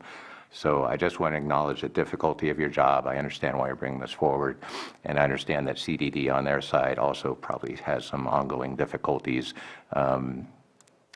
monitoring and managing what's going on the ground in any given growing season. But I think what before us is today is reasonable, and I think those longer discussions we can have another day with a different item. Okay. Thank you for your comments. Let's open it up for the public. Anyone wish to speak on this item? Oh, if you don't, actually go for it. I already opened up public comment. Okay. I'm sorry. Hello there. Good afternoon, members of the Board of Supervisors, staff. Nara Dalbaca, President of the Lake County Cannabis Alliance, and thanks for, as always, being a little proactive here for us. June 1st, generally, cultivators will know by June 1 what they're planning to cultivate. The state has made some changes in the last year or two for folks looking to do reduction in their footprint or their cultivation area or their number of plants. Some of the things that can happen, though, that wouldn't coincide with a natural disaster in the area or something like that. We've got hops latent virus that's going around all over the state. You don't know that your crop or how much of your crop would have hops latent virus until much later in the growing season, when the plants start to exhibit the symptoms of that particular disease. You could also have mold failure. Or testing failure for a crop, so that would be once you're harvested and you send it out for testing. That could happen from pesticide drift from an adjacent agricultural use that comes and taints your crop. All of those things may not be visible until they arrive at the testing facility. So I do think that I hope that we wouldn't have those kinds of things come up, because I hope for our cultivators that wouldn't happen. But that is the kind of thing that could fail a crop and or a whole section of a crop. A way to track that, though, that would be something that would be reported to the California track and trace system, because that would also need to be reported to them, because the cannabis would need to be destroyed at that point. So that I would love to have us come back and if there are issues. And a way to potentially mitigate this would be something we've talked about for a long time, which I know requires a whole other policy side, which is to go to a gross receipts tax. And I see Patrick laughing because he knew I was going to say that. And that would be all based and trackable and traceable in the track and trace system. You can see what people sold, how much was sold, and it would be verifiable under a state system that would be under penalty of breaking state law. So that is one way to look at that in the future. But I do understand the need for the county to have a good number, and for the understanding that the county is understaffed at the moment. And I think we've got some folks that are going to talk on Zoom as well. So I'm here if you've got other questions. Thank you very much. I'm going to pause on the public comment real quick. Didn't realize that our director from Community Development has her hand up, Maria Turner. Want to give you a chance to speak. Thank you. The Community Development Department is in support of setting a deadline for opt-out and reduced canopy notifications. The June 1st date works out great because that's just about when we're launching our annual compliance monitoring visits. And so we do use opt-out data or reduced canopy data, take that into consideration when we are doing our on-site visits. If somebody decides to opt out in their outdoor cultivation, we check that location via satellite and may not do a visit out there if there doesn't look like there's any activity. Though with mixed light and indoor, we will still do a site visit just to confirm that, because we can't verify it through satellite. Yeah, so this timeline works fine with us. A change in ownership, which the board discussed earlier, is actually basically an administrative change. It doesn't have any repercussions on our side, though, Patrick, it may cause more staff time to make those updates on his side. So anyway, yeah, CDD thinks that it would actually be very helpful if we could know by June 1st what people are planning to do for that year. Thank you. Thank you very much. Okay, I'm going to open it back to public comment. Still in the chamber. Is there anyone in the chamber that wishes to speak?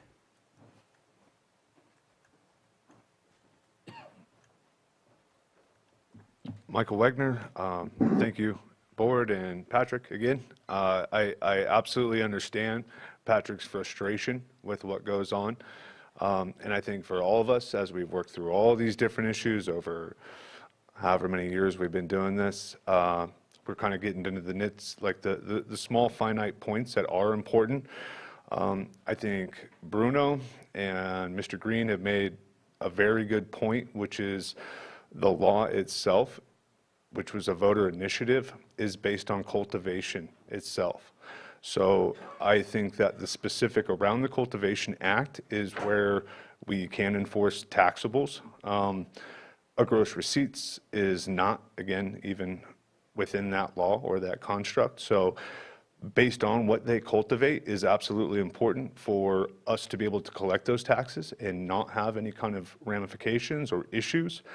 With that, setting a deadline for when that has to be notified or put forward is absolutely reasonable. That date of June 1st has been working relatively well for us.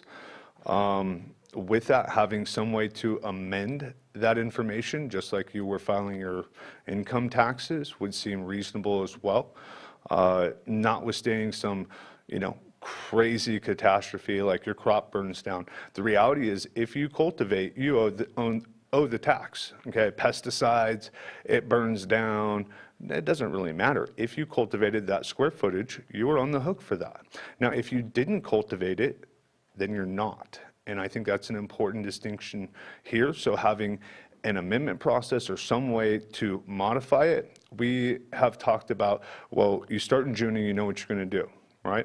Well, heck, I start at 9 a.m. and I think I know what I'm going to do, right? But by noon, things happen.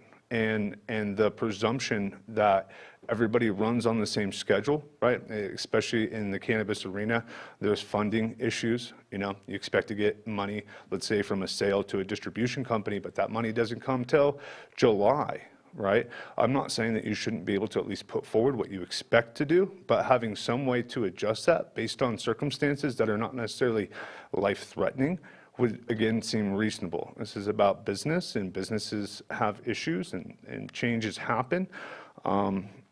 With that, I do think that what Patrick is asking for is absolutely reasonable. And with that, if we make a pathway to deal with the unknowns, I think that, again, now we're, taking care of both sides of the scenario. With that, Patrick is talking about basically the ability to trust people when they write stuff down. And he wants some kind of, I think, culpability, to hold people responsible for what they say. And while I understand what he's saying, I think that we already have those things in law. Defrauding the county is illegal no matter what. So, thank you. Thank you for your comments.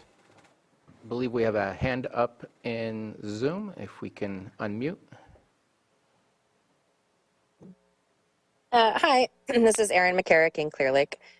Thanks for this proposal to allow farms to reduce canopy or opt out if needed. I did have a question for Patrick. We spoke a couple months ago. I have a question and then a couple comments. But the question is if the tax department or CDD looked into when the state's deadline is to opt out or reduce. Last year, as Nara mentioned, they changed some laws that allowed cultivators to reduce their canopy or opt out. So I'm just wondering if they found out what that deadline was and if it coincides, because that would be the easiest way to do it, to give cultivators one deadline. I'm not, personally, I don't know if this year's June 1st makes a lot of sense. It's May 14th. That is not a lot of time to get this information out to cultivators unless it's already gone out or they've been given some sort of heads up. I know the communication, there's issues in communication, so I would maybe table this for a bit, but especially when there's just been some confusion about tax and tax bills and equity credits and all that type of stuff. So maybe next year is a better year to implement it. And also giving examples of how things can change. I talked to a cultivator who was renting and his renters defaulted. And so he's freaking out, this person is freaking out because they're wondering if they can opt out. So what if that happens in July? I guess just being clear about the extenuating circumstances. The state also has disaster relief ability that allows cultivators to file for disaster relief. So if there's any way to coincide with the state, that's always the best. As the CDD knows, as they're creating the cannabis ordinance that is trying to align with the state. Thank you for your time. Thank you, supervisors. Thank you, Chair Sabatier. And that's it. Thank you for your comment. Just a clarification. Don't we already have a deadline currently in place? This is not a new deadline. That's correct. We have previously used this June deadline, and like You're just saying we're serious this time. that was the intent with this, is that we're actually going to do what we formerly said we were going to do, which was to hold to it. To the point about the state process, we did look at that. It just, the state licensing process seems so different, and we've changed our dates. We've changed our ordinance a lot. We've changed it so many times. I couldn't really figure out a way to marry them up and try to mirror the state schedule. So I thought that was a really good idea. Just in practicality, it's, at least as we're structured right now, it didn't seem viable. And I would just note, I mean, hearing everything that's been said, this ordinance does not currently have an appeals procedure. I think maybe there's value in having something like that so that there is that opportunity to provide additional documentation if there is some sort of unusual circumstance. So just throwing that out there, I mean, we're happy to work on that and bring that back regardless of whatever decision the board reaches today on this proposal. Thank you very much. We have another hand up. Oh, it's still Aaron. Okay. Did you have something more to say? Okay, thank you. So let's go ahead and close public comment and bring it back to the board. Supervisor Green? Question for Director Turner, if she's still with us. Yes, she is. I don't know what the form is titled, but it serves two purposes. One is to notify CDD of the footprint and what inspectors are going to see when they go out to the farm. The secondary purpose, and the one we're talking about here today, is to provide notice to the treasurer tax collector the taxable area that is being cultivated this year. On that form, who signs it, the owner or the landowner? Is it signed under penalty of perjury? Is there tax notice language on there that makes clear that this form is a twofer? It's not only required for compliance with Article 27, but it's also required for compliance and calculation of cultivation tax due. And maybe if it's not super clear on that, maybe one takeaway from today would be kind of a meet and confer about the form of that form to make sure that when they sign it, we're not kidding, we're locking it in. And by the way, here's your cite to this resolution we're going to pass, and here's your cite to Article 27. And it's very crystal clear that this is not just a compliance document for CDD, but it's a compliance document for the treasurer tax collector. We'd be happy to do a meet and confer to sharpen up any language that's necessary for those forms. They've been used more as a departmental policy rather than something that was set out in Article 27. And so we're looking for the permittee's signature as the owner of that permit to attest to a reduced canopy or an opting out. But we're happy to work with Patrick's office to make that a little more clear going forward, particularly if the board supports a resolution that tends to more formalize this process.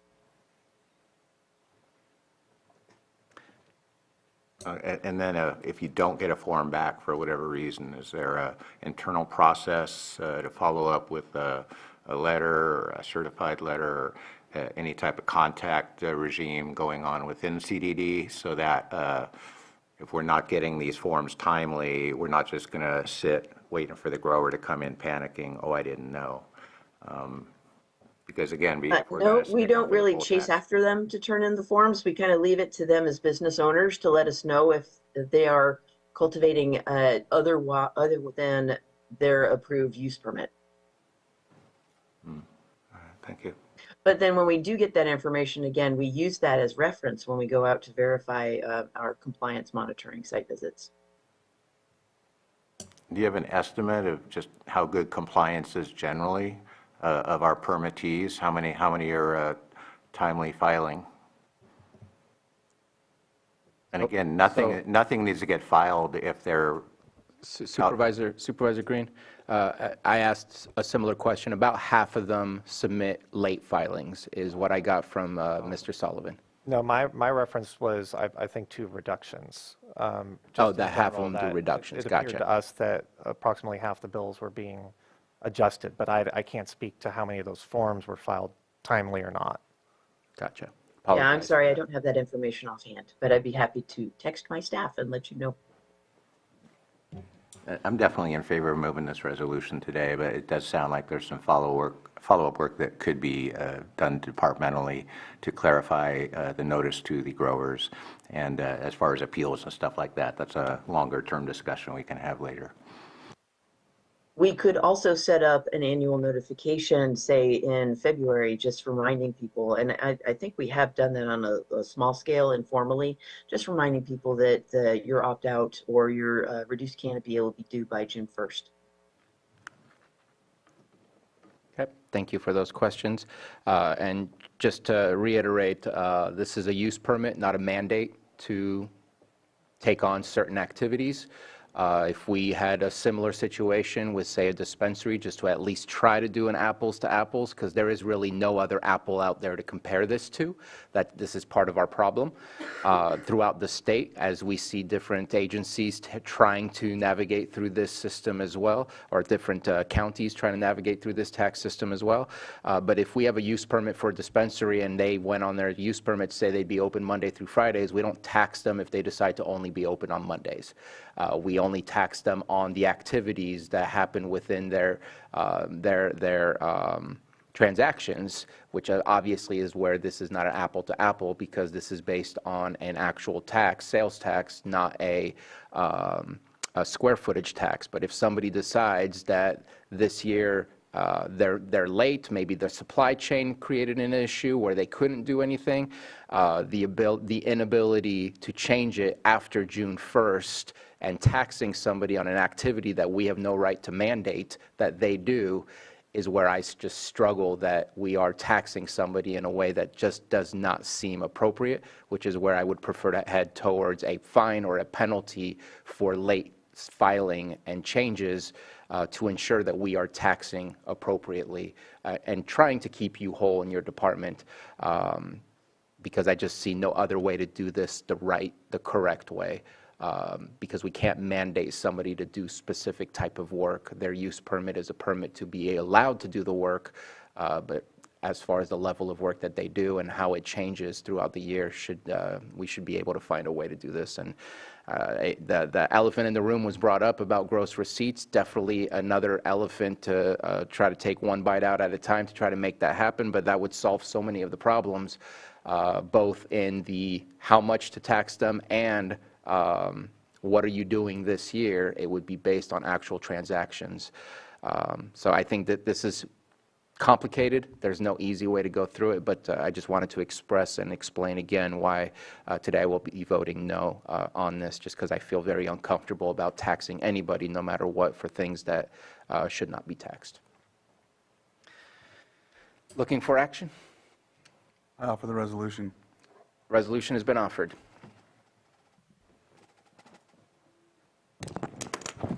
All right. Supervisor Simon? Yes. Supervisor Crandall? Yes. Supervisor Green? Aye. Supervisor Pyska? Yes. And Supervisor Sabatier? Nay. All right, thank you very much. That leaves us with our weekly calendars. Who would like to begin? I'll go first. Finished up the meeting today. I know we got closed session stuff happening this afternoon. And then LAFCO, tomorrow was really interesting. So I have LAFCO, but we also have a special APC board meeting at the same time. So I'm going to split time with you, I think. We'll start with LAFCO and then go in the same building, too. So I don't know how that's all going to happen. It's supposed to be done before Yeah. the other one starts. Yeah, so we'll see. Supposed to. Yeah, well, hopefully all timing works out. Then we also have our AVA meeting tomorrow at 1 p.m. in the same building, so we're all in the city of Clear Lake tomorrow. Thursday, don't have anything this time on the book. CAO on Friday morning. This Saturday, there's the annual chili cook-off fundraiser, the large fundraiser for the Middletown Senior Center. We judging chili and some salsa, I think, on that in the afternoon. And then on Monday, I'm going to go out to the GI, the PG&E landfill, the GI site down in Middletown. The high school goes out there every year, so I'll go out there in the morning for a little while there. And then in the afternoon, here in the courthouse, we have the regular scheduled Risk Reduction Authority meeting, and then back here on Tuesday. Thank you very much. Who's next? Okay. Vice Chair Crandall? So tomorrow, I'll finish the meeting today, of course. RCRC, I'm heading there in the morning, and I'll be there until Friday when I have the RCRC Golden State Finance and Golden State Connect meeting. In between, there's the Blue Ribbon Committee, but Supervisor Green's going to attend that. Right, yes, I think we agreed to that. Then Friday evening, I'm going to rush back because there is the Bloody Island Sunrise Ceremony, and it's held at the Robinson Rancheria Cultural Area. There's a 6 p.m. dinner and traditional dancing, and everybody is invited. On Saturday, May 18th at 5 a.m., there's commonly a walk from the cultural area to Bloody Island, but if you don't want to go to the walk, you can just meet at the actual Bloody Island. It's not the monument on the highway, it's the monument that's right by the island, the old one that still says battle, but that's the one that we do the sunrise ceremony at. So you can meet there on Saturday morning at 6 a.m. Monday, I'll have the CAO meeting, and then I will be at the Lucerne Alpine Senior Center. They're doing a ribbon cutting for the ADA project that was finished, and it's intact now. So I'm then back here next Tuesday. Awesome. Thank you. Supervisor Pyska? Well, I just got an email from the RCD that Terra and the RCD received $7.3 million in mitigation Funds through the CWDG and Clerk and Sailor Springs Community Redevelopment Association were also awarded, which is over $15 million coming into Lake County, which is 20% of all the funding coming into the state. Wow. Yeah, that's why I poked you. So tomorrow I have going to the Workforce Alliance Advisory Committee. I have the monthly NCO meeting with Home Hardening, but I'm not sure I can make that because I have lunch with a constituent, and then I have to go to the Kelseyville Cemetery, and then I have the Big Valley Advisory Committee. And then Thursday, I've got the Cawberry Council meeting in the evening. Friday is the BAS update with the zone of benefit. And then I will spend another weekend out at Six Sigma Ranch for the bike races. Monday, I've got the RA meeting, and then back on Tuesday. Thank you. Supervisor Green. And thank you. Tomorrow morning, our biweekly Zoom regarding operations at the Lakeport Emergency Shelter. Looks like Lake County Children's Council in the afternoon. Thursday, definitely going to be attending Blue Ribbon Commission at Lakeport City Hall. IFT I show at 9, but I also see a COC meeting. I'm not sure if that's accurate. Is there COC on Thursday? And while we're checking on that, Strategic plan, not general normal, membership. yeah. Okay, great. Thank you for sharing the information about the Bloody Island commemorations. I may follow up and try to pry some additional information out of you, Supervisor Crandall. Do hope to attend. And then coming back Monday, meeting with CAO Parker. And just a heads up, next week I will be going to Eureka on the 23rd for North Coast EMS, and I think I need coverage for something, but I'm not quite sure. And that's it. All right, thank you very much. This afternoon, once our meeting is finished, I do need to follow up with a phone call with our local NAACP. Tomorrow, as Supervisor Simon mentioned, it is a bit of a hectic schedule as we have an overlapping LAFCO and APC meeting, so we'll see how that goes. In the midst of that, there should be a raising of the flag in Austin Park as well. We'll watch it from City Hall through the windows that don't exist. And also, I have a 12 o'clock meeting with the NACO Leadership Conference with economic mobility, so I'll see if I can still make that depending on if we're done with APC or not, only to jump right back into an AVA meeting. So it should be a very active day. We'll see if we have time for lunch sometime. We have, looks like there's an IFT meeting at 9 a.m. IFT only, no EMCC. Yeah, and so I'll be taking part in that. Law Library meeting on Thursday as well, and then strategic planning with the Lake County Continuum of Care. Finish that up with a Clear Lake City Council meeting on that evening. And Friday right now, I'm fairly wide open, but I will be meeting with CC4C, Citizens Caring for Clear Lake, just to get an update on some of the work that they've been doing with the city, as well as some of the work that they've been doing with the county on the beautification process and other things like that. The 18th, I do plan on being at the sunrise ceremony. I believe it's 5 a.m., is that correct? That's in the morning, and I forgot to mention that to get to the cultural area, the same road that came before us and I had to recuse myself for, that's the road you take to get there. Gotcha. So I don't know if the gate will be open or whatever the case may be, or if you need, it has been open, but just letting you know, that's the road. Hill Drive, is that? But yes, and so that's how you get to that, and then everyone else should know, basically, the Reclamation Road is where you get to the actual rock itself. So. No, I appreciate the information. On the 19th, I will be going to also a memorial for Robert DeWalt. We did a moment of silence for him not too long ago. Monday, I am going to meet with Supervisor Alejo and his staff from Monterey County. He is also the chair of the COC, so I'd like to pick him and his staff's brains on what they've been doing and accomplishing, because they've been getting quite a large sum of funding from the state, from other funding sources, and I want to make sure that we can tap into those if we can.